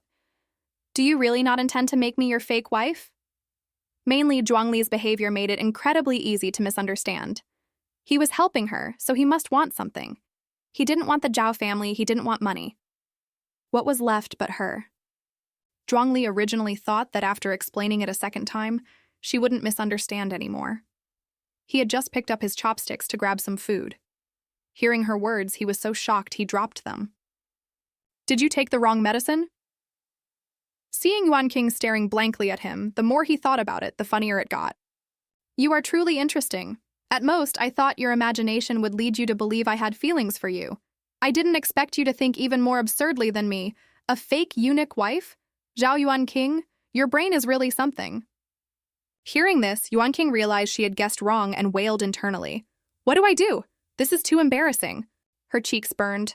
She quickly lowered her head, but Zhuangli wasn't going to let her off. He leaned in closer. Tell me, how did you come up with that? Yuan King looked at him, wishing the ground would swallow her whole. Don't you think you're treating me a bit too well? Zhuangli found this hilarious. This is nothing. Anyone in the Eastern Depot who follows me, I protect to some extent. We have some history together, so doing a few insignificant things is considered treating you well. Zhao Yuan King, let me see how this brain of yours is wired. He kept leaning closer as he spoke. Yuan King felt she had lost a lifetime's worth of dignity today, and Zhuangli still had the nerve to laugh, his mouth running nonstop. Out of sheer embarrassment and anger, she blurted out, "Shut up!" and reached out, covering his mouth with her hand. Zhuangli froze instantly. The sensation on his lips caused his thoughts to short-circuit for a second. After doing it, Yuan King suddenly realized it was highly inappropriate. Her face blushed an even deeper shade of red, and she quickly pulled her hand back. Having lived 2 lifetimes, this was the first time she had ever been in such an awkward situation. Flustered, she stood up. It was me being presumptuous. It won't happen again. I won't disturb your lordship any longer. With that, she turned and fled. Zhuangli stared at her back. She has such small feet and takes such small steps. How does it look like she's about to fly away? He raised his hand and touched his own lips. Something felt different. Sheng, guarding the door, was surprised to see Yuan King come out. Miss Zhao, you finished your meal so quickly? Yuan King gathered her wits and gave Sheng a gentle smile. I remembered I had something to attend to, so I took my leave. She continued walking, but internally she was dying of regret. Zhuangli was a eunuch. How could she have thought of that? Thought it and actually asked it, and then covered his mouth. She cursed herself internally. 2 lifetimes wasted. And Sheng felt something was weird. Entering the hall, he saw his master with his fingers pressed against his lips. Suppressing his curiosity, he looked away. Lord, why did Miss Zhao leave? Zhuangli slowly lowered his fingers, smiling meaningfully. Embarrassment turned into anger, I suppose. He turned to Ansheng. I told you to treat her well, treating her as a guest. I didn't tell you to treat her like the mistress of the house. And Sheng looked bewildered. Zhuangli continued. You didn't handle this matter properly. He figured since Yuan King said he treated her too well, it obviously couldn't be his own fault. It had to be that his subordinates acted without a sense of boundaries, causing her to misunderstand. And Sheng finally caught on, giving his master a highly judgmental look. He really wanted to ask, My lord, isn't your behavior exactly like treating Miss Zhao as the future mistress? Personally picking her up and even moving back into the palace for her. But looking at Zhuangli's expression, he silently swallowed all his complaints and nodded. Yes, this servant failed in his duties. Zhuangli waved his hand in satisfaction. As long as you know what you did wrong, correct it. Then, noticing the table of food, he ordered. She didn't eat a single bite. Have someone prepare a new portion and send it to the Qichu palace. Hearing this, Ansheng revealed a knowing smile. This servant will get it done immediately. He was quite curious to see when his master's brain would finally realize what was going on. Meanwhile, Yuan King was almost back at the Qichu palace, but she was completely out of it. She probably didn't want to see Zhuangli or anyone from the Eastern Depot for a very long time. That thought hadn't been in her head for long before, and Shang caught up with her carrying a food box. Miss Zhao, Lord Zhuang was afraid you would go hungry, so he had this servant bring you some food. Yuan King, who had just managed to calm down, felt that complicated feeling return. Didn't Zhuangli just say that he protects anyone who follows him? Are there so many people in the Eastern Depot and the 24 bureaus that he has to personally make sure each one has eaten their fill? But soon she let it go. Whatever. It's not me overthinking it, it's Zhuangli who has a problem. His thought process is completely beyond normal human comprehension. Once she figured that out, Yuan King felt much better. She proactively took the food box. Thank you, Eunuch An. Please pass on my thanks to Lord Zhuang. She quickly retreated to her room. The food at the Qichu Palace wasn't bad, but it couldn't compare to what Zhuangli sent. Since she had the option, she wasn't going to subject herself to subpar food. Just as she reached her door, she suddenly heard a cough. Yuan King ignored it, pushing the door to enter. Seeing this, the person quickly walked over, pretending to just be passing by, and whispered to Yuan King, Knowing a person's face doesn't mean knowing their heart. Be careful of Yunwei. Yuan King finally looked at this girl who arrived in a hurry and was leaving in a hurry. She recognized her. It was Hao Jungsun, the legitimate second daughter of the Chiwei Marquis estate. In her past life, she had also entered the palace as Emperor Mingan's consort. Interesting. Yuan Qing naturally didn't naively believe Yunwei was some innocent girl without any schemes. But currently, Yunwei harbored no ill will toward her, so she didn't mind letting her get close. However, Hao Jungsun's warning combined with the fact that both girls were from the border regions, it seemed the grudge between them was not small. But what does it have to do with me? The days of learning in the palace continued. Zhuang Li stayed in the palace for 1 day before moving back to the Eastern Depot. However, the daily food deliveries for Yuan Qing never stopped. Nanny Wang, the etiquette instructor, had clearly been bribed by Zhuang Li and took great care of Yuan Qing. Xuaningyi and the others seemed to have learned their lesson and didn't clash with Yuan Qing again. Soon the day of the final selection arrived. The candidates changed into the clothes and jewelry they had prepared. Overnight, the Qichu Palace transformed into a garden of competing flowers. The only difference was Yuan Qing, who still wore no makeup. The candidates were brought to the front of the main hall. A eunuch announced them, and they entered the hall in rows of 5. Yunwei was standing in the row right behind Yuan Qing. Unable to hold back, she whispered, Yuan Qing, are you nervous? Before Yuan Qing could speak, Xuaningyi answered first. What's there to be nervous about? Our emperor has always been understanding. Isn't it already common knowledge that Miss Zhao has someone else in her heart? After running her mouth, she noticed Yuan Qing's gaze, immediately shut her mouth and stared straight ahead, pretending she hadn't said anything. Yunwei glared at Xuaningyi. Yuan King, ignore her. Yuan King smiled and said nothing. She felt an intense gaze on her. Turning her head, she locked eyes with Ho Jungsin. Ho Jungsin hadn't expected to meet Yuan King's gaze. She froze, then quickly and nervously looked away. Yuan King felt this Ho Jungsin seemed a bit foolish. Before she could think more about it, the eunuch inside started calling the backgrounds and names of the next 5 candidates, including Yuan King. She let out a small breath, perfected her posture, and stepped through the palace doors with the other 4. Although she was 90% sure she would be eliminated until the final result was announced, she still felt a bit nervous. Sitting above in the hall were the Empress Dowager, Emperor Mingan, and consort Shu Qian Shufei. Yuan King and the other 4 entered and curtsied, then they stood straight to be evaluated. Consort Shu smiled and suggested, "Your Majesty, Miss Feng is pretty and adorable and skilled with the lute. This concubine thinks she would be a good choice. When Your Majesty is stressed, listening to her elegant music would be a wonderful distraction." Emperor Mingan nodded. Beloved consort's words are reasonable. Keep her nameplate and grant her a sachet. As for the remaining candidates, his gaze lingered on Yuan King for a moment. But ultimately, under the pressure, he waved his hand. "Grant them flowers. You may all withdraw." Those who were eliminated looked miserable. Only Yuan King had a visible smile on her face. She had done so much just to get eliminated. Now her heart was finally at ease. Nanny Wang led the eliminated candidates out of the hall doors and told them to wait a moment until the other eliminated girls returned so they could leave the palace together. Zhuangli arrived right on time. Seeing Yuan King standing outside, he knew she had been eliminated. He chuckled. "You got your wish. You should be happy." Yuan King quickly noticed his presence. Thrilled about being eliminated, she felt the urge to share her joy. Forgetting her previous embarrassment, she walked toward him. Zhuangli teased, My, it seems second Miss Zhao ran out of luck and wasn't chosen." Yuan King nodded, smiling brightly. "Yes, I wasn't chosen." Infected by her joy, Zhuangli's mood also lifted, but he asked knowingly, "Why so happy about being eliminated?" Yuan King grabbed his restless folding fan, smiling, "Because now that I'm eliminated, I can keep chasing after your lordship." Zhuangli feigned distress. "Now that's a big problem. I'll have to think very carefully about what to do with second Miss Zhao." Yuan King laughed so hard she was trembling.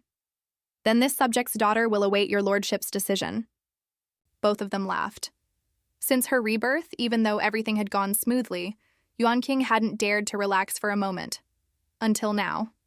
Even though the ultimate fates of the Zhao family and the Wei Yuan general's estate hadn't been rewritten yet, she hadn't married Shu King, she hadn't entered the palace, and she hadn't let Sulan enter either. She had truly changed the beginning. She was free, and she owed a lot of this to Zhuangli's cooperation. She suddenly took a step back and bowed deeply to Zhuangli. "Yuan King sincerely thanks your lordship." Seeing her so solemn, Zhuangli rarely held back his teasing. He smiled and helped her up. "You fought for all of this yourself. It doesn't have much to do with me. The only person you should thank is yourself." Yuan King blinked her large eyes. "Even so, I still must thank your lordship for lending a helping hand. You deserve this bow." Zhuangli went right back to teasing. "If you want to thank me, one bow isn't going to cover it." The serious atmosphere was broken. Yuan King nodded helplessly. "Then how does your lordship want me to thank you?" Zhuangli tapped his fan against his palm, putting on an act. "I'll have to think very carefully about that." Yuan King smiled in agreement. "Then I will wait until your lordship decides. As long as it is within my power, I will definitely do it." As they spoke, another batch of eliminated candidates was brought out by Nanny Wang. Yuan King said, "Nanny is here, I shouldn't linger. Please excuse me, your lordship, I will head back now." Zhuangli watched her walk away without a moment's hesitation, chuckling softly. What a little ingrate. And Sheng heard his master's murmur and sighed internally. Can't bear to watch. It's truly a big deal when someone who's been clueless finally catches feelings.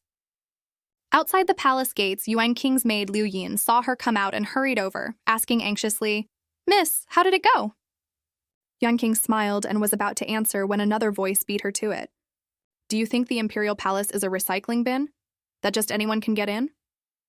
Surrounded by a group of selected candidates, Shui Ningyi walked toward Yuan King with a smug look. Yuanqing was eager to get home and in too good a mood to bicker. She ignored Shui Ningyi and told Liu Yin, "Let's go back." Seeing this, Shui Ningyi thought Yuanqing was trying to run away. As the victor, she naturally had to do everything in her power to kick the loser while she was down. She immediately grabbed Yuanqing's arm to stop her from leaving. "Yuanqing, what's the rush? Don't be too sad. Even though you weren't chosen this time, who knows, maybe one day the emperor will be in a good mood and call you into the palace." Yuanqing looked at Shui Ningyi like she was a psychopath. Did I not make it obvious enough that I didn't want to enter the palace?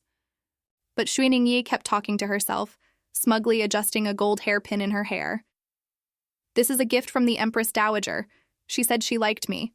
I haven't even entered the palace yet, and I'm already receiving such precious gifts. Yuanqing, do you think it's inappropriate?" Yuanqing sighed. She hadn't wanted to deal with anyone, but this person just wouldn't let it go. Anyone can play the passive-aggressive game. Hearing Yuanqing sigh, Shui Ningyi thought her words had hurt her. She pressed her advantage, pretending to be apologetic while covering her mouth. "Should I not have said that? Yuanqing, you just got eliminated, and here I am talking about this. I'm sorry. I'm so sorry. Please don't be too sad." Following Shui Ningyi's lead, Yuanqing replied insincerely, "I'm so sad. I'm incredibly sad." Then she pivoted. "It's just that Lord Zhuang spoils me too much. Just a few days in the palace and I've gained weight. Ningyi, how do you maintain your emaciated figure? Lord Zhuang made me fat. I'm just so sad. How am I supposed to lose this weight?" Shui Ningyi choked. She thought to herself, "Is Zhao Yuanqing mocking me for starving myself every day for the draft?" Yuanqing sighed again, feigning melancholy. "Lord Zhuang even said I look perfect like this. He doesn't understand a girl's mind at all." Shui Ningyi was furious. Unwilling to be outdone, she retorted, "Yuanqing, you are a bit chubby. Who knows, maybe you were eliminated today because you ate yourself fat these past few days?" Yuanqing shook her head, looking at Shui Ningyi with pity. "There's nothing I can do. The food at the Eastern Depot is just too good. You've never had it, so you wouldn't understand." One of Shui Ningyi's followers couldn't hold back and snapped, "Ningyi is going to be an imperial consort. What good food won't she be able to eat? Miss Zhao, is your vision really that narrow?" Yuanqing laughed brightly. Yes, Ningyi will eat the best. How could the Eastern Depot possibly compare?" Shui Ningyi wasn't pleased by this at all. In fact, she was even angrier. When it came to food, the Imperial Palace actually couldn't compare to the Eastern Depot. Everyone knew the luxurious lifestyle Zhuangli lived. She forced a strained smile and changed the subject. "Yuanqing, you aren't young anymore. Don't just focus on eating. Now that you've been eliminated, you should consider your marriage prospects." Yuanqing chuckled. "No rush. Isn't it nice being free and unfettered for a few more years? Since I have this freedom, why should I marry early and spend my time fighting with other women in the back courtyard over a man? I'm not stupid." "Right, Ningyi." Shui Ningyi lost again. Now she regretted starting this verbal sparring match with Yuanqing. She originally came to gloat and show off to the eliminated Yuanqing, but ended up getting schooled instead. Shui Ningyi decided a tactical retreat was best. She'd fight Yuanqing another day. "It's getting late, I'm leaving. My parents are waiting at home for my good news." Watching her retreating figure, Yuanqing lightly threw one last dagger. "Ningyi, you're entering the palace soon.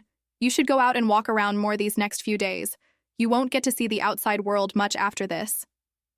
Shui Ningyi scoffed internally. Who cares? What's the use of going out when you have power? But even though she told herself that, it was true she was losing a lot of freedom. Comparing the two, she suddenly felt like she had it much worse than Yuanqing. So frustrating. Having successfully chased away her annoyance, Yuanqing smiled at Liu Yin. Liu Yin, seeing her young miss win flawlessly and shed her past frustrations, happily helped her into the carriage to return to the Zhao estate. When they arrived at the Zhao estate, Yuanqing's mother, her younger sister Yuanji, and her already married older sister Yuanru were all waiting at the door to welcome her back. As soon as Yuanqing stepped out of the carriage, her mother ushered the others forward. Quick! Wash away the bad luck for Yuanqing." The sisters coordinated perfectly, one holding a basin of water, the other holding a pomegranate branch. Yuanqing had been eliminated, but the Zhao family was celebrating as if they'd won the lottery. If it weren't too awkward, They would have loved to set off firecrackers at the door for 3 days and nights to celebrate with the commoners. Yuanru dipped the branch in the water and sprinkled it over Yuanqing. Seeing her married sister, Yuanqing cheered in surprise. "Big sister, you came too?" Yuanru smiled warmly. "I was just so happy for you. Plus, it was a good excuse to come home and see everyone." Yuanqing's mother smiled and stepped forward, taking Yuanqing's hand to lead her inside. All right. All the bad luck is gone. Go back, take a bath, and change your clothes. Your grandfather said the whole family will gather in the main courtyard for dinner tonight to celebrate." Yuanqing smiled and agreed. She thought to herself, going to the imperial palace is bad luck, and getting eliminated is a cause for celebration. Why didn't I realize in my past life how wonderfully arrogant my family is? That night, the legitimate members of the Zhao family gathered together. Grand Tutor Zhao thought to himself, "It's a pity Yuanqing's biological brother Zhao Jingxing is missing." He asked, "Jingxing has been at the border for a long time. Did he say when he'll be back?" Master Zhao quickly replied, "When we sent word about Yuanqing's draft earlier, he was clamoring to come back. By my calculations, he should arrive in about 7 or 8 days." Grand Tutor Zhao nodded. "Good. Once Jingxing is here, our family will truly be complete." At the mention of her brother, Yuanqing's hand holding her chopsticks paused slightly. In her past life, her brother went missing on the battlefield, and there was no news of him until she died. In this life, Yuanru noticed her expression and interrupted her thoughts. "Yuanqing, what are you thinking about?" Yuanqing snapped out of it, smiling to brush it off. "I'm probably just tired from the past few days." Yuanru didn't think much of it and put a piece of food in her bowl. "Then rest up. How about coming to stay at my estate for a few days later? It's been a long time since we sisters had a good talk." Before Yuanqing could answer, Yuanji chimed in, "I want to go too." Who could refuse a beautiful, well-behaved younger sister? Okay. You can come too." Looking at her older sister, Yuanqing suddenly thought of her past life again. Her sister's ending was not a good one. To change her sister's fate, perhaps she really did need to visit her in-laws, the Linen Marquis estate. So she happily agreed. "Okay, I'll go too." Before heading to the Linen Marquis estate, she had some business to attend to. The next day, dressed as a man, she took Luyan out. She was going to look at shops. From the information Luyan had gathered, she would pick a suitable one to buy. Her goal wasn't just to torment Sulan and Shusu King, that pair of scum. She also needed to protect the Zhao family and her maternal grandfather's Wei Yuan general's estate.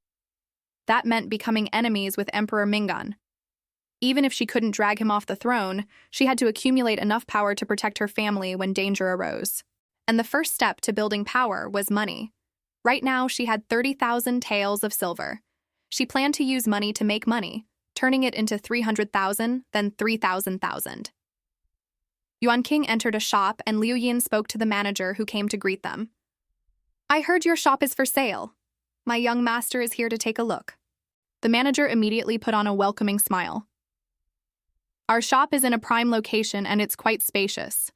The storefront is in the front, and there's a small courtyard in the back where people can live. If I wasn't in urgent need of money, I absolutely wouldn't sell it." Yuanqing walked around the shop, taking a general look, and shook her head. "The location is good, but it's smaller than what I'm looking for." The manager was surprised. "Smaller?" "Young master, the capital isn't like other places. This is considered quite large. If you want something bigger, you'll have to look in the remote corners, and business won't be easy there." Yuanqing paused. The manager made a valid point. "Manager, what kind of businesses do the 2 adjacent shops run? Do they have any intention of selling?" The manager instantly understood her meaning. Young master wants to merge the shops into one, but the shops here aren't cheap. Seeing potential, Yuanqing made her stance clear. "Manager, what price are you asking?" The manager held up 3 fingers. "Young master, how does this price sound?" Yuanqing smiled. "I can consider your price, but if I can't acquire the adjacent shops at the same time, this one won't really suit my needs. I wonder if you could help negotiate with them." The manager thought for a moment and agreed. "Young master is straightforward. I'll go test the waters for you." After leaving her contact information, Yuanqing left with Liu Yin. Lu Yin asked curiously, "Miss, what kind of shop do you want to open that needs to be so big?" Yuan King's lips curled up. "Rarity makes things valuable. This shop will sell exactly that rarity." While Yuan Qing was busy preparing for her new shop, she hadn't crossed paths with Zhuang Li at all. Meanwhile, at the Eastern Depot, Zhuang Li had inexplicably turned into an extreme nitpicker. During lunch, he criticized everything from the dishes to the plates holding them, concluding with, "What is going on with this food? It tastes terrible." He wandered around the Eastern Depot, finding everything displeasing to the eye. So monotonous. Is this a place meant for humans to live? And Sheng followed behind him, having roughly guessed why his usually brilliant master was suddenly acting out over trivial things. He nearly choked on his own saliva, coughing a few times. Hearing the cough, Zhuang Li turned his head slightly, his gaze sweeping over. The pressure was intense. Ansheng quickly offered a sycophantic suggestion. "Lord, second Miss Zhao has been out of the palace for 2 days now. Would you like to go see her?" Sure enough, the moment he finished speaking, his master's terrifying aura instantly softened. Zhuang Li put on a profound look. It was just mutual exploitation. Now that the matter is concluded, there is no need for further contact. And Sheng was truly speechless. His master was decisive and incredibly wise in all other matters. How did he suddenly become so hopelessly stubborn in this? At this rate, the Lord would probably stay single for the rest of his life. As the commander's confidant, he naturally had to scheme for his master. He spoke up. "Lord, speaking of which, there is something I need to report. It's not a major issue, but it does have a little to do with second Miss Zhao." As expected, Zhuang Li, who had been walking away, immediately stopped. "Speak." Holding back a stomach full of complaints, and Sheng explained, "Previously, when second Miss Zhao was in the Chichu Palace, Nanny Wang took extra care of her, which dissatisfied the youngest daughter of the Xue family, who is now the newly appointed Beauty Xue. Nanny Wang taught Beauty Xue a lesson at the time." Zhuang Li frowned, puzzled. "Since she was already taught a lesson, what is the issue now?" Ensheng choked. "Second Miss Zhao is fine, but Beauty Xue has an issue." He continued explaining to his master. Beauty Xue went to pay her respects to the Empress Dowager today, and complained that Nanny Wang was playing favorites, being lenient with second Miss Zhao but excessively strict with her. The Empress Dowager was originally going to punish Nanny Wang, but Nanny Wang turned the situation around with a single sentence. The daughter of the Zhao family, knowing she was a candidate for the draft, failed to keep herself pure and was deemed unfit to be a royal bride. As a servant ordered to teach palace rules to the candidates, the Zhao daughter naturally fell outside that category. But little Master Xue, now a beauty, must be strictly disciplined for the sake of the royal family's dignity. If everyone overstepped boundaries based on their own desires, wouldn't the palace rules exist in name only? Xuaningyi hadn't expected Nanny Wang to flip the script with just a few words. She was the one who complained, but somehow it became entirely her fault. Furious internally, she had to humbly admit her mistake on the surface. The Empress Dowager gave her a few words of reprimand, and the matter was dropped. After hearing this, Zhuang Li instructed Anxing to send people to look after Nanny Wang. After all, she hadn't let Yuan King suffer. Then, acting like he didn't care at all, he continued walking, saying casually, "Send someone to the Zhao estate to tell her about this." And Sheng chuckled and agreed, cursing internally. See? The master just wants to remind second Miss Zhao of his existence, and he still won't admit it. Yuan King knew nothing of this. Right now, she was preparing to go to the Linen Marquise estate with her 6th sister to stay with her older sister for a while. She told Lu Yin to watch the courtyard and send a message to the Marquis estate if anything happened. After getting into the carriage, she carefully recalled the information about her sister from her past life. The Linen Marquis heir was devoted to her sister, Zhao Yuanru. That was precisely why her grandfather chose him when marrying her off. Even though her sister hadn't produced an heir in the past few years, the heir hadn't taken any concubines, making countless women in the capital envious. But if he truly loved her, why would he divorce her without hesitation the moment the Zhao family fell from grace? Every time Yuan King thought about this, her heart ached. Her trip to the Linen Marquis estate this time was to investigate the situation for her sister. If there was a hidden reason behind the divorce in her past life, she would do everything she could to protect her sister's marriage. But if the Linen Marquis estate had wronged her sister, then there would be scores to settle. She would handle them based on her own abilities. The carriage arrived at the Lin Marquis estate. They were greeted at the door by Hua Yu, her sister's head maid. "Second miss, fourth miss, you've finally arrived. The heir's wife has been talking about you all morning." Yuanji pouted, feigning a complaint. "It's all because second sister is so slow." Yuanqing smiled and glanced at her, then looked at Hua Yu. "Where is my eldest sister?" Hua Yu looked helpless. "The heir's wife originally intended to welcome you personally. Unfortunately, a relative happened to visit the madam's side today, and the madam asked the heir's wife to accompany her in hosting them." Yuan King noted this mentally and asked, "Did the Marquis's wife not know we were coming today?" Seeing Hua Yu hesitate, Yuan King understood immediately. Something fishy was going on. Relatives coming to visit, and she deliberately makes my sister host them right when her own sisters are arriving, sending a maid to greet the Zhao family's daughters. How perfectly arranged. Seeing Yuan King's displeased expression, Hua Yu quickly smiled and changed the subject, asking if they wanted to see the rooms her sister had prepared for them and rest first.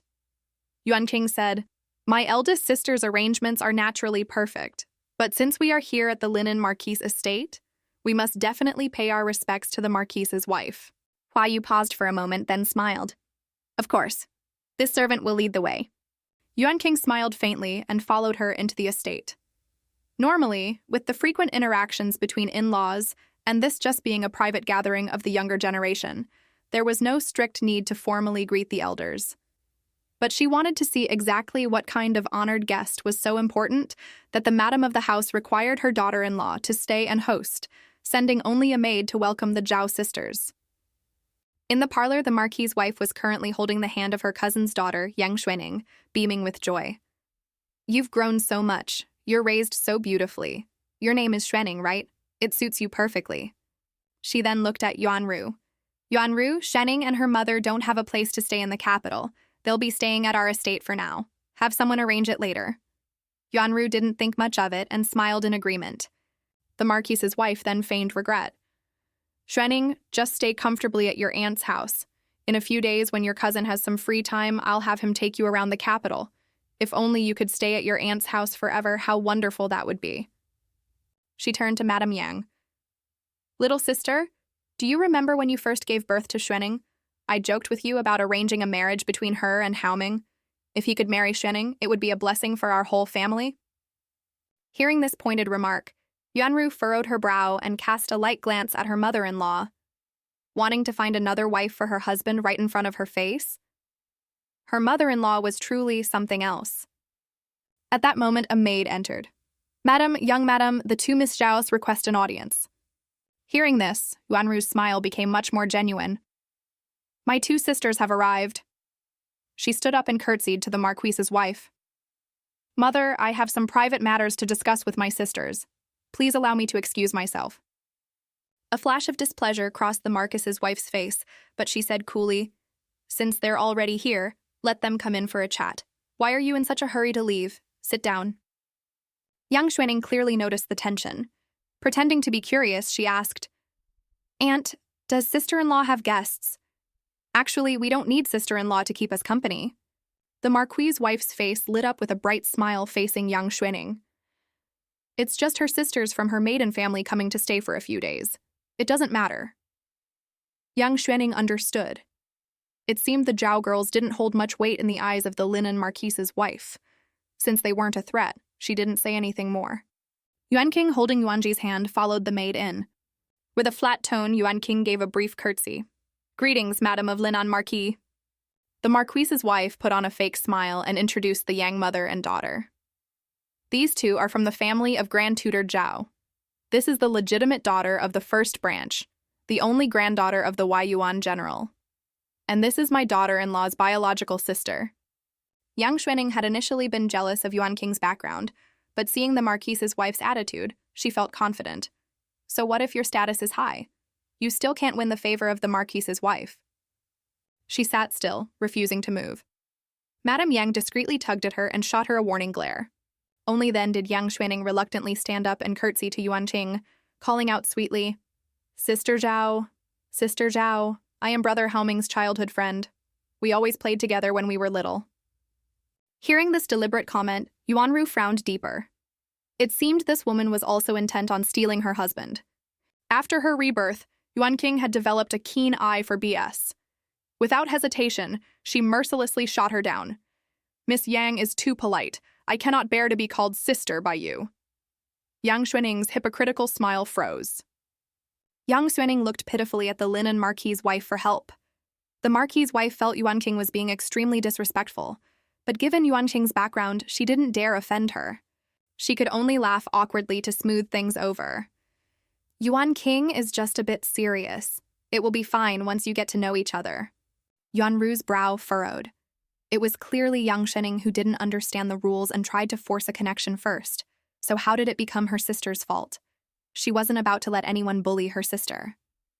Not holding back, she protectively said, I'm afraid Miss Yang won't have any opportunity to get to know Yuan King. Seeing her sister speak up, turning the marquise's wife's face dark, Yuan King quickly intervened to smooth things out. Since Madam still has guests, we won't disturb you further. It's just that I haven't had a good talk with eldest sister in a long time, and I wanted to see her.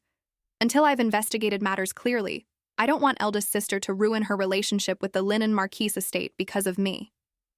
Hearing this, the marquise's wife put her trademark smile back on and agreed. Yuanru, you go accompany Yuan King. Suppressing her distaste, Yuanru curtsied to the marquise's wife. This daughter-in-law takes her leave. Then she left the main courtyard with her two sisters. As soon as the three Zhao sisters left, the marquise's wife's face instantly turned cold. She cursed internally. Pah! Who do they think they are? Then she feigned helplessness, smiling at Madame Yang. The girls from aristocratic families are just like this. Their personalities are a bit arrogant. Please don't take it to heart. Madame Yang smiled.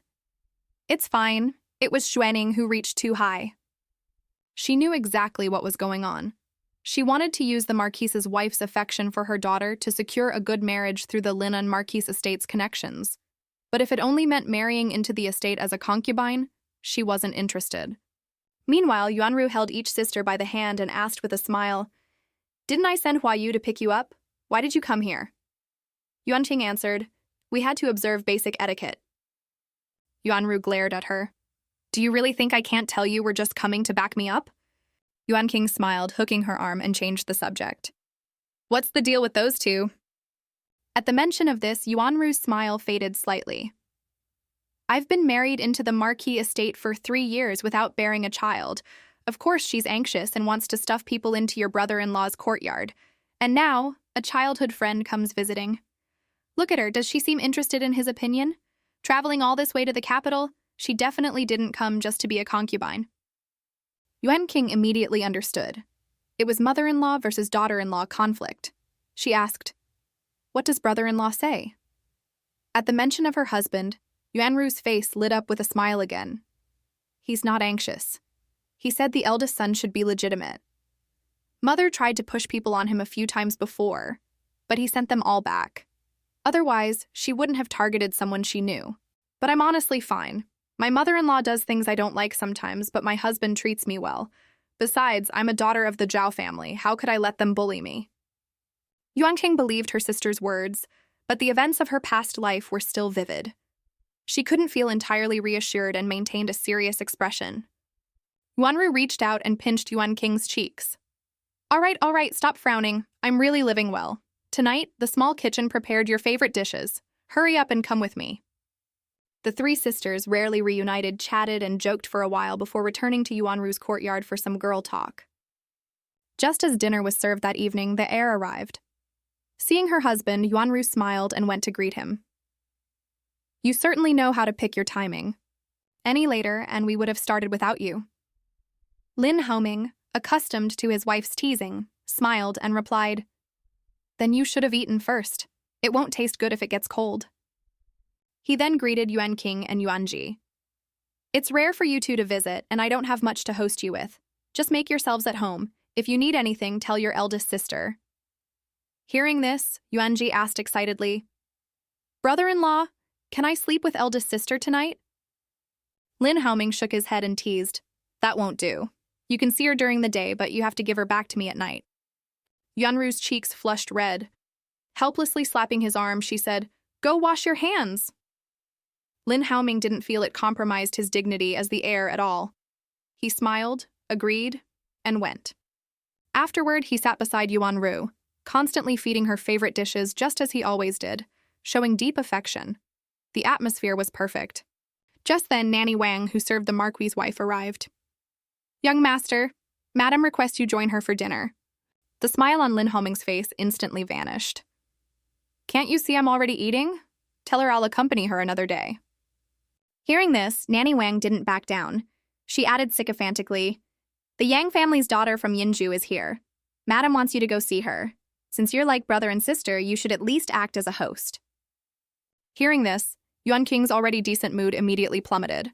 They were both guests, but the Zhao family didn't need entertaining, while the Yang family did. The Marquise's wife's intentions were so blatant she didn't even bother hiding them. Lin Haoming's reaction was even stronger than Yuan Qing's. He slammed his hand on the table and stood up. "Let her host her own guests. Can't you see I'm hosting the heir's wife's guests?" Nanny Wang was intimidated but still pressed on. "The Zhao family girls are in the capital, but Miss Yang and her mother rarely visit." Lin Haoming couldn't suppress his anger anymore. It showed clearly on his face. "Can you not understand what I'm saying? Whoever's guest it is, they host them. Don't bring that nonsense here. If mother is still unhappy, let my father go accompany them. She's his wife's guest anyway." Hearing this, Nanny Wang didn't dare insist further and quickly retreated. Yuan Qing could tell her brother-in-law wasn't acting. He genuinely protected her sister. So why did it end that way in her past life? Perhaps there was a hidden reason. But this mother-in-law conflict seemed far more complicated than her sister made it out to be. After a satisfying meal, Yuan Ru took her two sisters to the back garden to digest and enjoy the moonlight.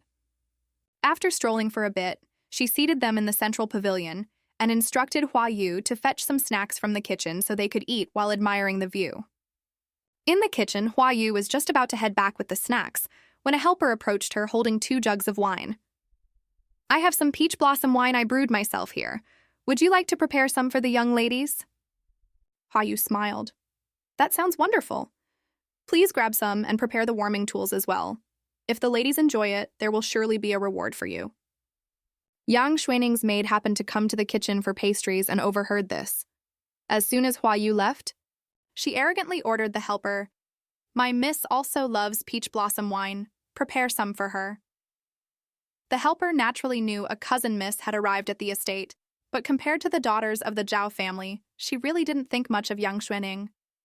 After all, she had put a lot of effort into this peach blossom wine specifically to curry favor with the Zhao girls.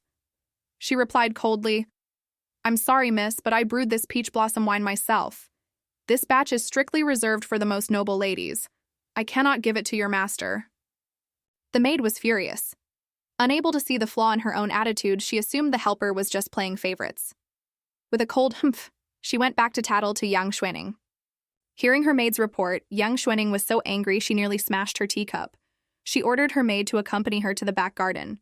She was determined to thoroughly discuss the other party today. She was going to drink that peach blossom wine no matter what. When Yang Xuaning and her maid arrived, they could hear the laughter and chatter of the 3 Zhao sisters from afar. She ground her teeth in frustration. Why do they get to laugh and enjoy good food and drinks? Whatever they have, I must have too. Suppressing her emotions, she put on a bright smile and walked toward the pavilion.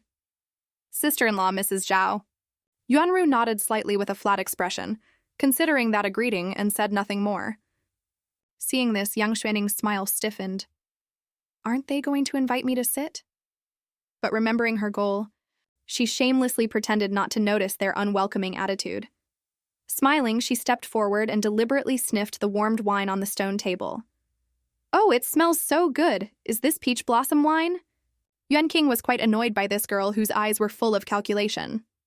She glanced at Yuan Ru and Yuan Ji. Yuan Qing's sisters blinked. When does Yuan Qing ever talk nonsense with a straight face? But they silently cooperated, ready to back her up. Hearing Yuan Qing's denial, Yang Xuaning paused. "But it is peach blossom wine." Yuan Qing picked up the wine jug with a very serious expression and said again, "This is not peach blossom wine." The smile on Yang Xuaning's face cracked a little more. She forced a stiff smile. "It's not peach blossom wine, but it smells just like it." Yuan King said with absolute deadpan seriousness. No, it's not. Why would Miss Yang think this is peach blossom wine? She pointed at a peach on the table. The peach blossoms have all withered by now. Where would the scent of peach blossoms come from? I'm guessing you're just smelling the peach fruit? Yuanji immediately looked up, cooperating perfectly with an earnest expression. It's peach flavor. I just ate one. It was delicious. Yang Xuning wasn't going to be deterred by this. Instead, she moved to sit in the last empty seat. Then I suppose I smelled wrong. What kind of wine is this? Can I sit down and try some with you? Just as her bottom was about to touch the stool, Yunru flatly refused. Miss Yang, it's rare for my sisters and me to catch up, and we don't like being disturbed. Miss Yang should go somewhere else. Hearing this, Yang Xuaning immediately stood up, putting on a pitiful expression. She asked tentatively, Sister-in-law, do you not like me? Yuanru had seen plenty of this green tea act and handled it effortlessly. Miss Yang must be joking. This is only the second time we've met. How could we talk about liking or disliking each other? Yuan King spoke up before Yang Xuaning could, slipping in a quiet stab. Miss Yang, you constantly ask people if they like you. Could it be that in the past the people you met didn't like you, which has caused you to ask everyone you meet? Yang Xuaning's fake expression faltered, and she quickly tried to save face. How could that be? I was just asking casually. Yuan King pointed seriously at her head. When a person is sick, the worst thing they can do is hide their illness from the doctor. If Miss Yang really has this tendency, you must find a good doctor to look at it. Yuanji couldn't hold it back and burst out laughing.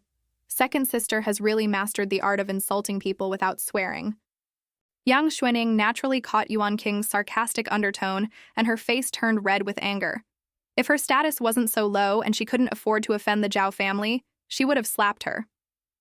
Seeing this, Yuanru smiled and smoothed things over. Miss Yang, my sister is spoiled by our family. Sometimes she speaks too freely. Please don't take it to heart. Yang Xuaning's heart was bleeding with hatred, but she still had to say, I won't. Seeing that the girl still wasn't taking the hint to leave, Yuan King smiled at her. Miss Yang, didn't you want to join us? Sit down. I'll explain this hiding illness from the doctor concept to you in detail. Hearing this, and terrified she would die of anger if she stayed, Yang Xuaning waved her hands. No need. I'm perfectly fine. Since sister-in-law and the missus have private matters to discuss, I won't disturb you. With that, she took her maid and stormed off, fuming with anger and jealousy. Why do they have such good family backgrounds?